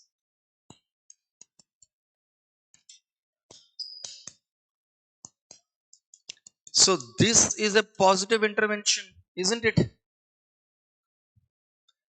Religious education promotion is not being done by state. Religious education is not done in the aided schools. There is no religious education in the aided schools. Government schools are aided schools. It is a direct violation of Article 27, 28. Okay. As such, it is not there. Okay. But through constitution, the government was allowed to intervene and partially and treat minorities in a separate way. So there is a positive discrimination is there, right? And also even today we were talking about how in the name of how the government is actually providing support to the government is giving financial support to the conducting tribal religious practices, tribal festivals. So if you see,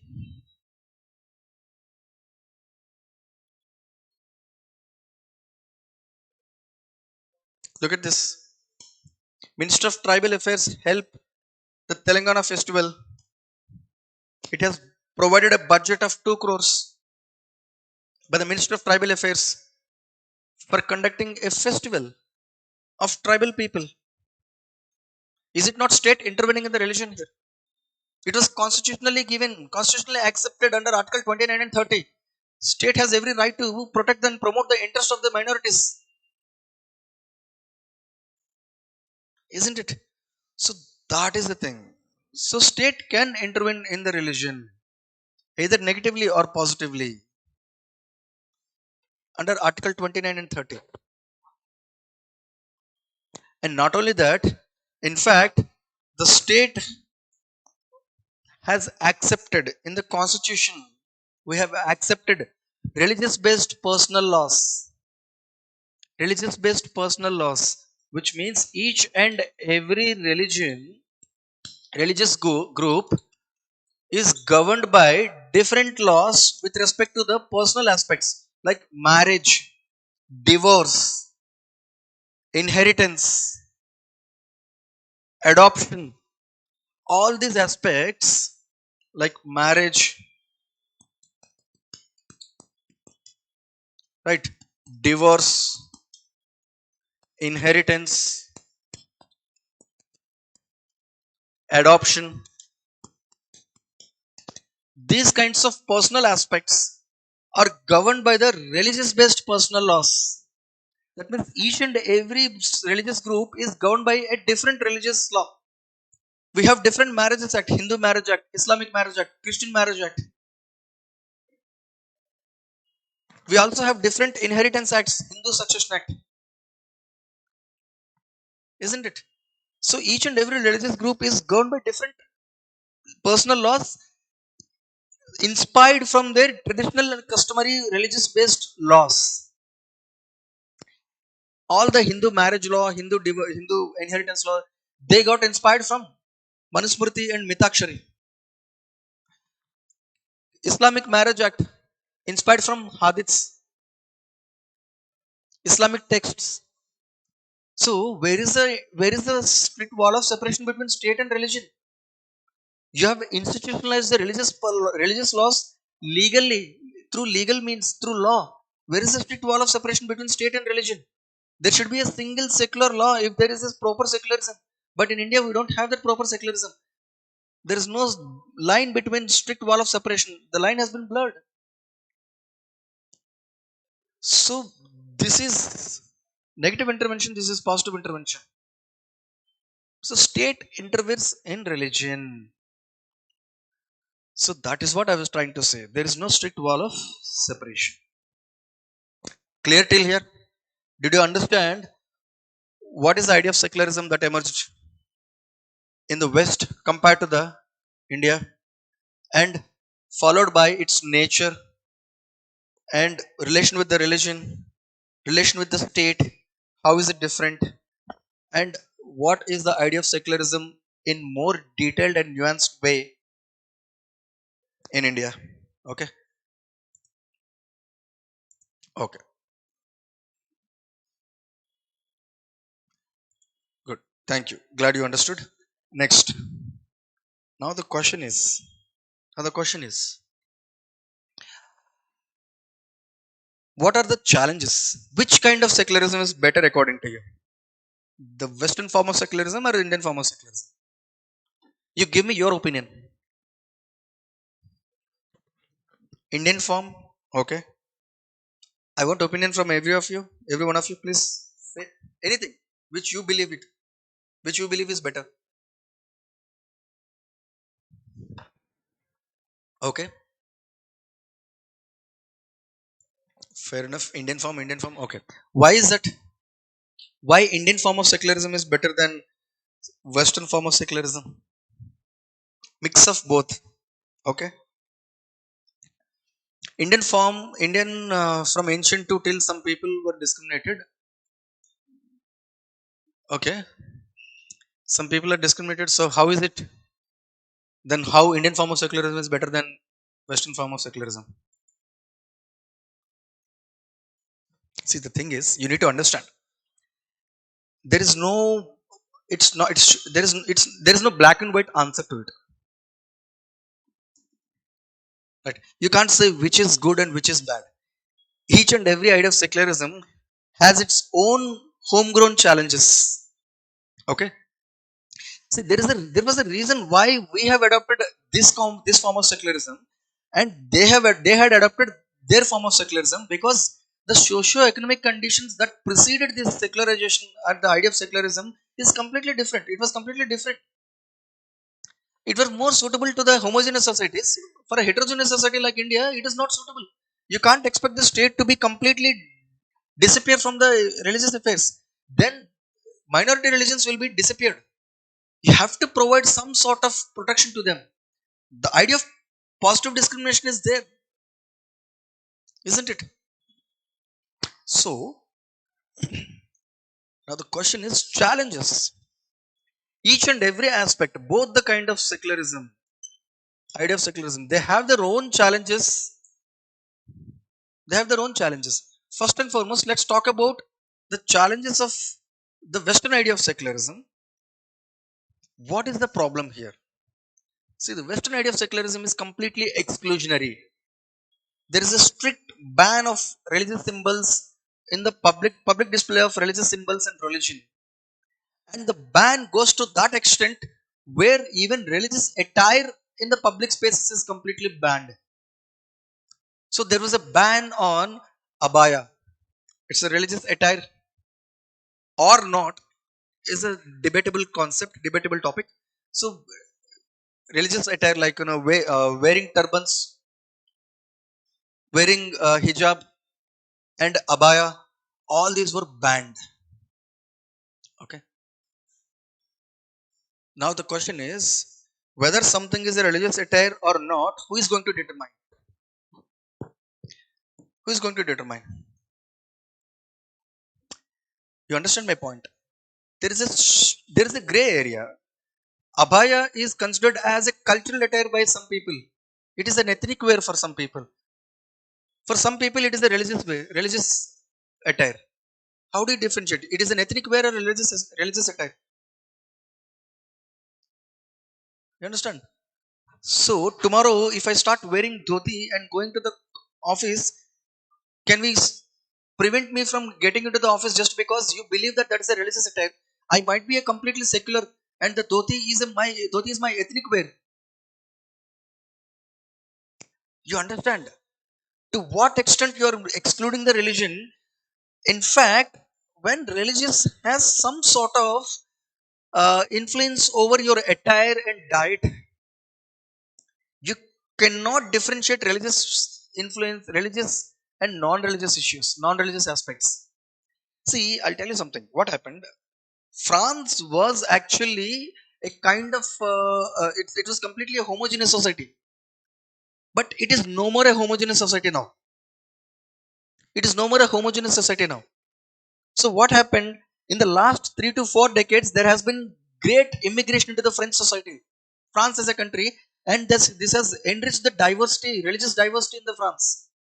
So the kind of secularism that was more suitable to the homogeneous society is creating problem in a heterogeneous society, increasingly becoming heterogeneous society.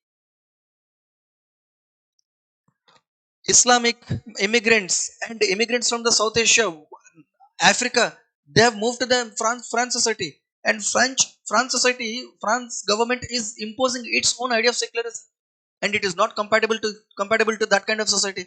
Whether it is good or not is a completely different aspect, but it is compatible or not. That is the question. See, France is known for critical thinking, rationalism, and absolute freedom of speech and expression. Absolute freedom of speech and expression. There are no bar on freedom of speech and expression. There is no concept of blasphemy. That means anything that can be said against God or religion, nothing is punished, nothing is blasphemous. So they used to make mock out of religion. They used to make derogatory, the supposedly derogatory cartoons on the Jesus, and they also did the same thing over Muhammad Prophet.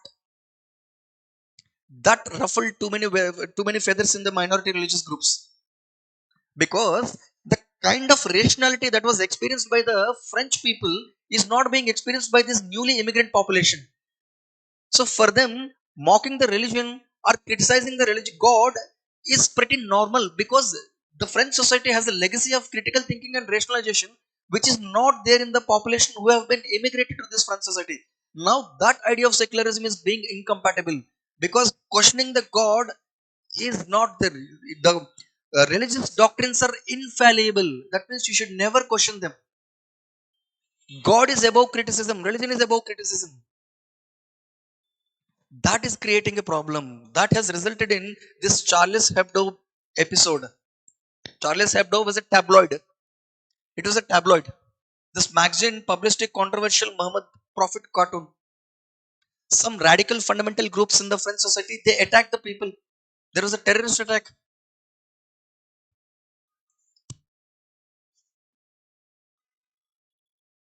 These are the issues. When France government banned Muslim abayas in the school, it sparked this debate about secularism debate, whether it is accepted or not,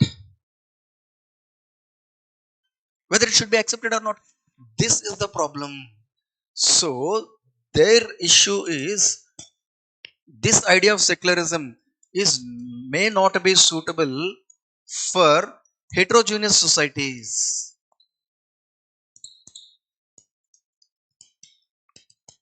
Heterogeneous societies, right? And the problem is it is it develops ethnocentrism, which means I am judging your religious practice from my point of view rather than putting myself in your shoes and understanding the ritual. There are two things. One is ethnocentrism, other is cultural relativism. I repeat, ethnocentrism and cultural relativism. What is ethnocentrism? I look at a tribal practice and I judge them because from my religion point of view it sounds very immoral, it sounds very uh, you know uh, these religious practices are frowned upon, they're judged. But this idea of secularism has actually promoted this ethnocentrism. That means they look at certain aspects from their point of view rather than understanding the religious aspects or the culture of that particular minority group. This provides xenophobia. That means you don't accept anything that is new to your culture. You have some kind of suspicion towards other cultures and other people. This leads to emergence of fundamentalism, radicalism among the fundamentalism and radicalism among minority groups.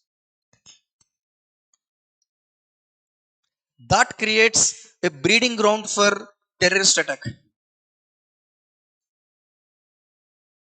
This is the problem with that idea of secularism in the France. It was pretty much suitable, pretty much perfectly perfectly good, but France is coming to failing to coming to terms with the increasing heterogeneity in its society and problem facing these problems. So this, right, clear here till now? Okay, now think of it. What are the issues with respect to Indian form of secularism? Can you give me any example? Can you come up with any issue? What do you believe is the challenge with respect to Indian form of secularism? Come on, quick. Last aspect. I'll leave you. Please be patient for a while.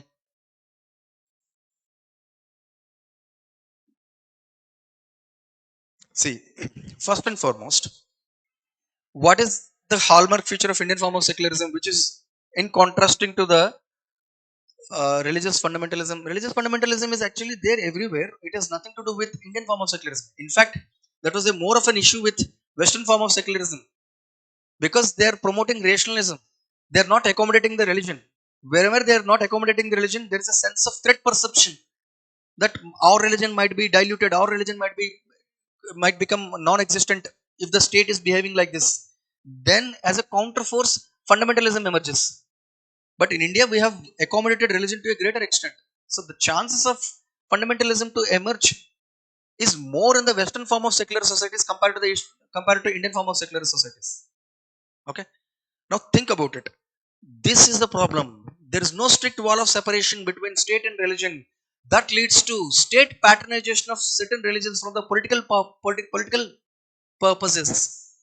Even political parties are openly supporting a certain religious interest, which eventually lead to communalism. Politicization of the religion and communalism is the problem due to the lack of strict separation between politicization of religion and communalism.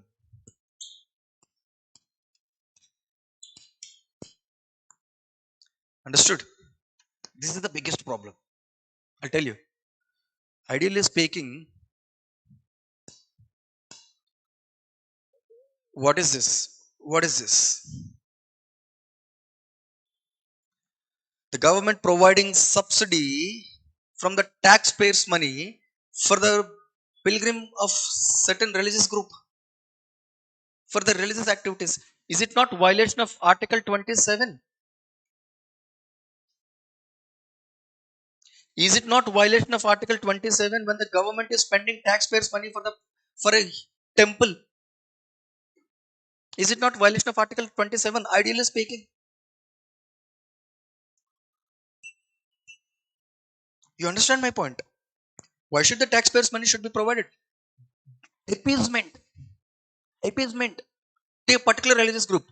Both, both, both for majority religion and minority religion. There is no distinction. There are political parties which try to appease a certain religious group. The wider the religious diversity, the more political parties to cater to the community interest, and that leads to political fragmentation. And people tend to believe that different religious groups have different secular interests, and that sows the seed for communalism. Right? This is communalism, politicization of religion, and communalism due to the lack of strict wall of separation. And also, the other problem is legal pluralism. We have religious based personal laws. That means we believe that each and every religion, each and every religious group should govern they should be governed according to their religious based laws with respect to certain personal issues like marriage, divorce, inheritance, succession, adoption. My question is why? Yes, the idea of this legal pluralism, that means we have different marriage acts, different succession acts, different divorce acts, different inheritance and adoption acts. So, this legal pluralism,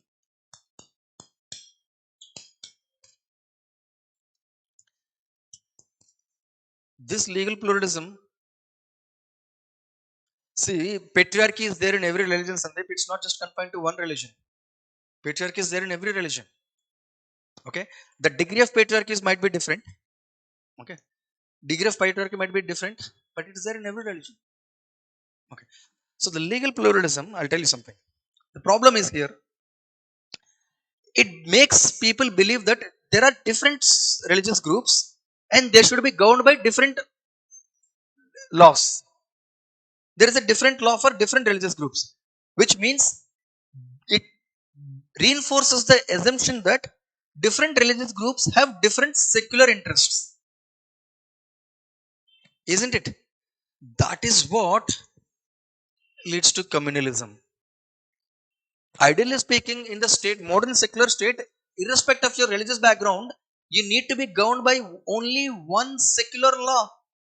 Why are there different religious based laws for different religious groups, which make the people believe that different religious groups have different secular interests?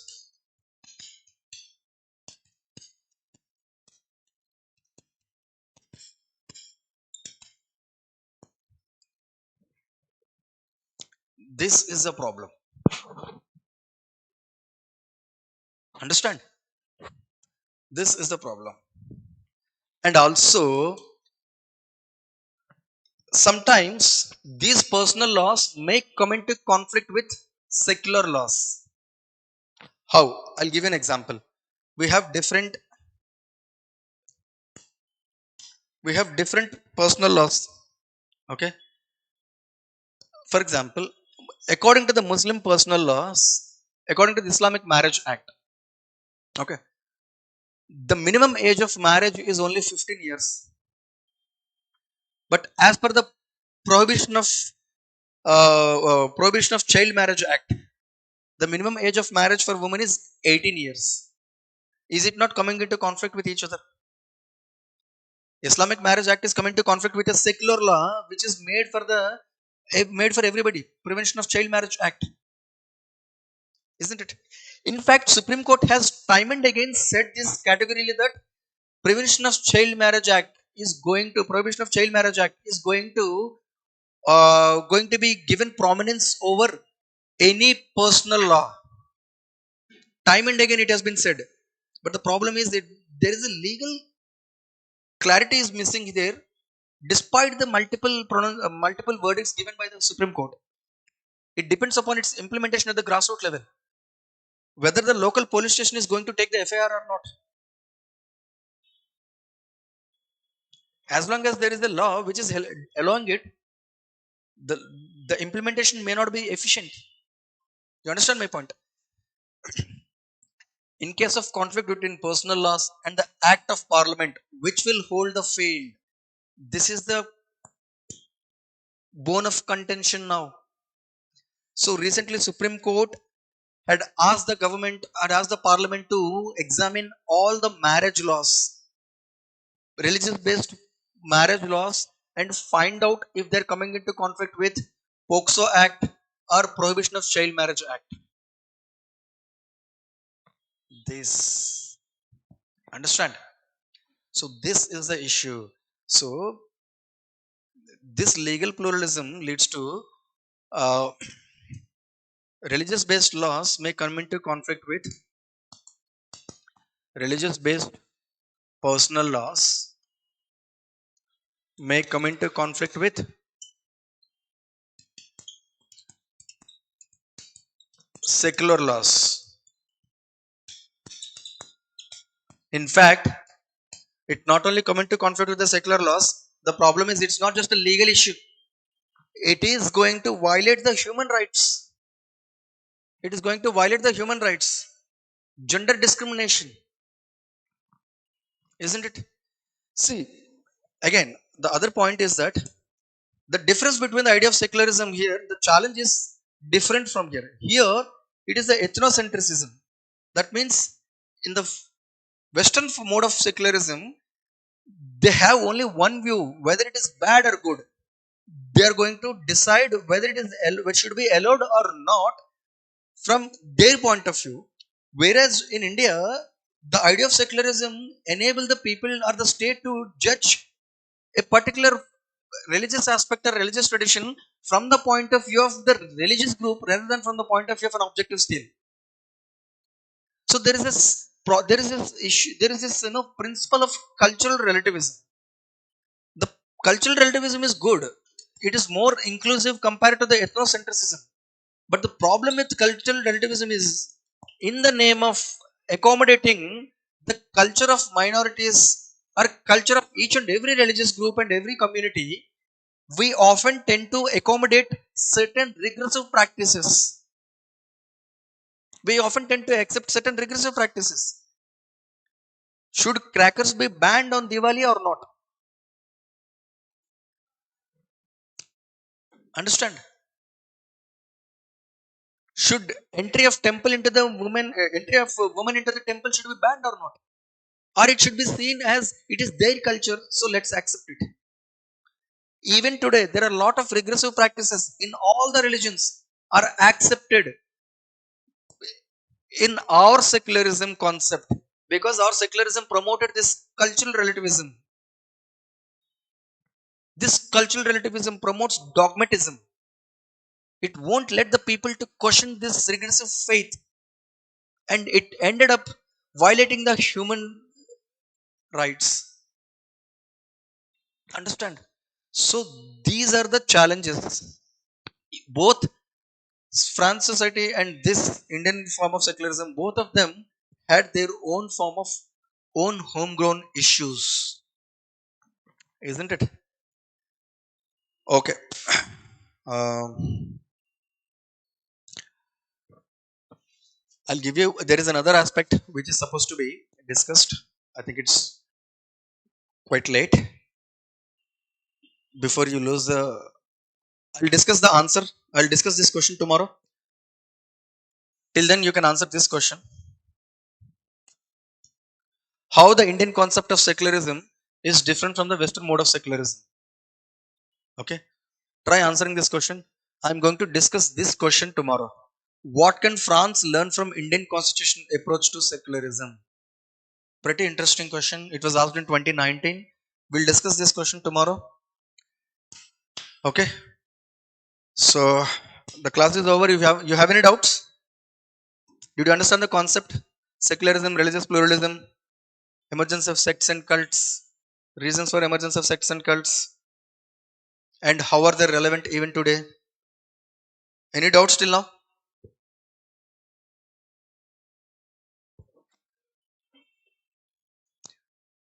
Okay. Notes will be provided apart from the PPTs from today. I'm going to provide the PPTs and also the notes. Yesterday I have uploaded the notes in the WhatsApp group that was created. I was added into the WhatsApp group. I have uploaded the PPTs yesterday. From today you are going to receive two files. One the board work PPT. Second the written notes in the PDF format. Clear? So please do answer the questions. I'm going to discuss this answer tomorrow. But I'm going to provide notes till here, till secularism. Right? Okay. Thank you. Thanks for being so patient. So let's meet tomorrow. See you guys.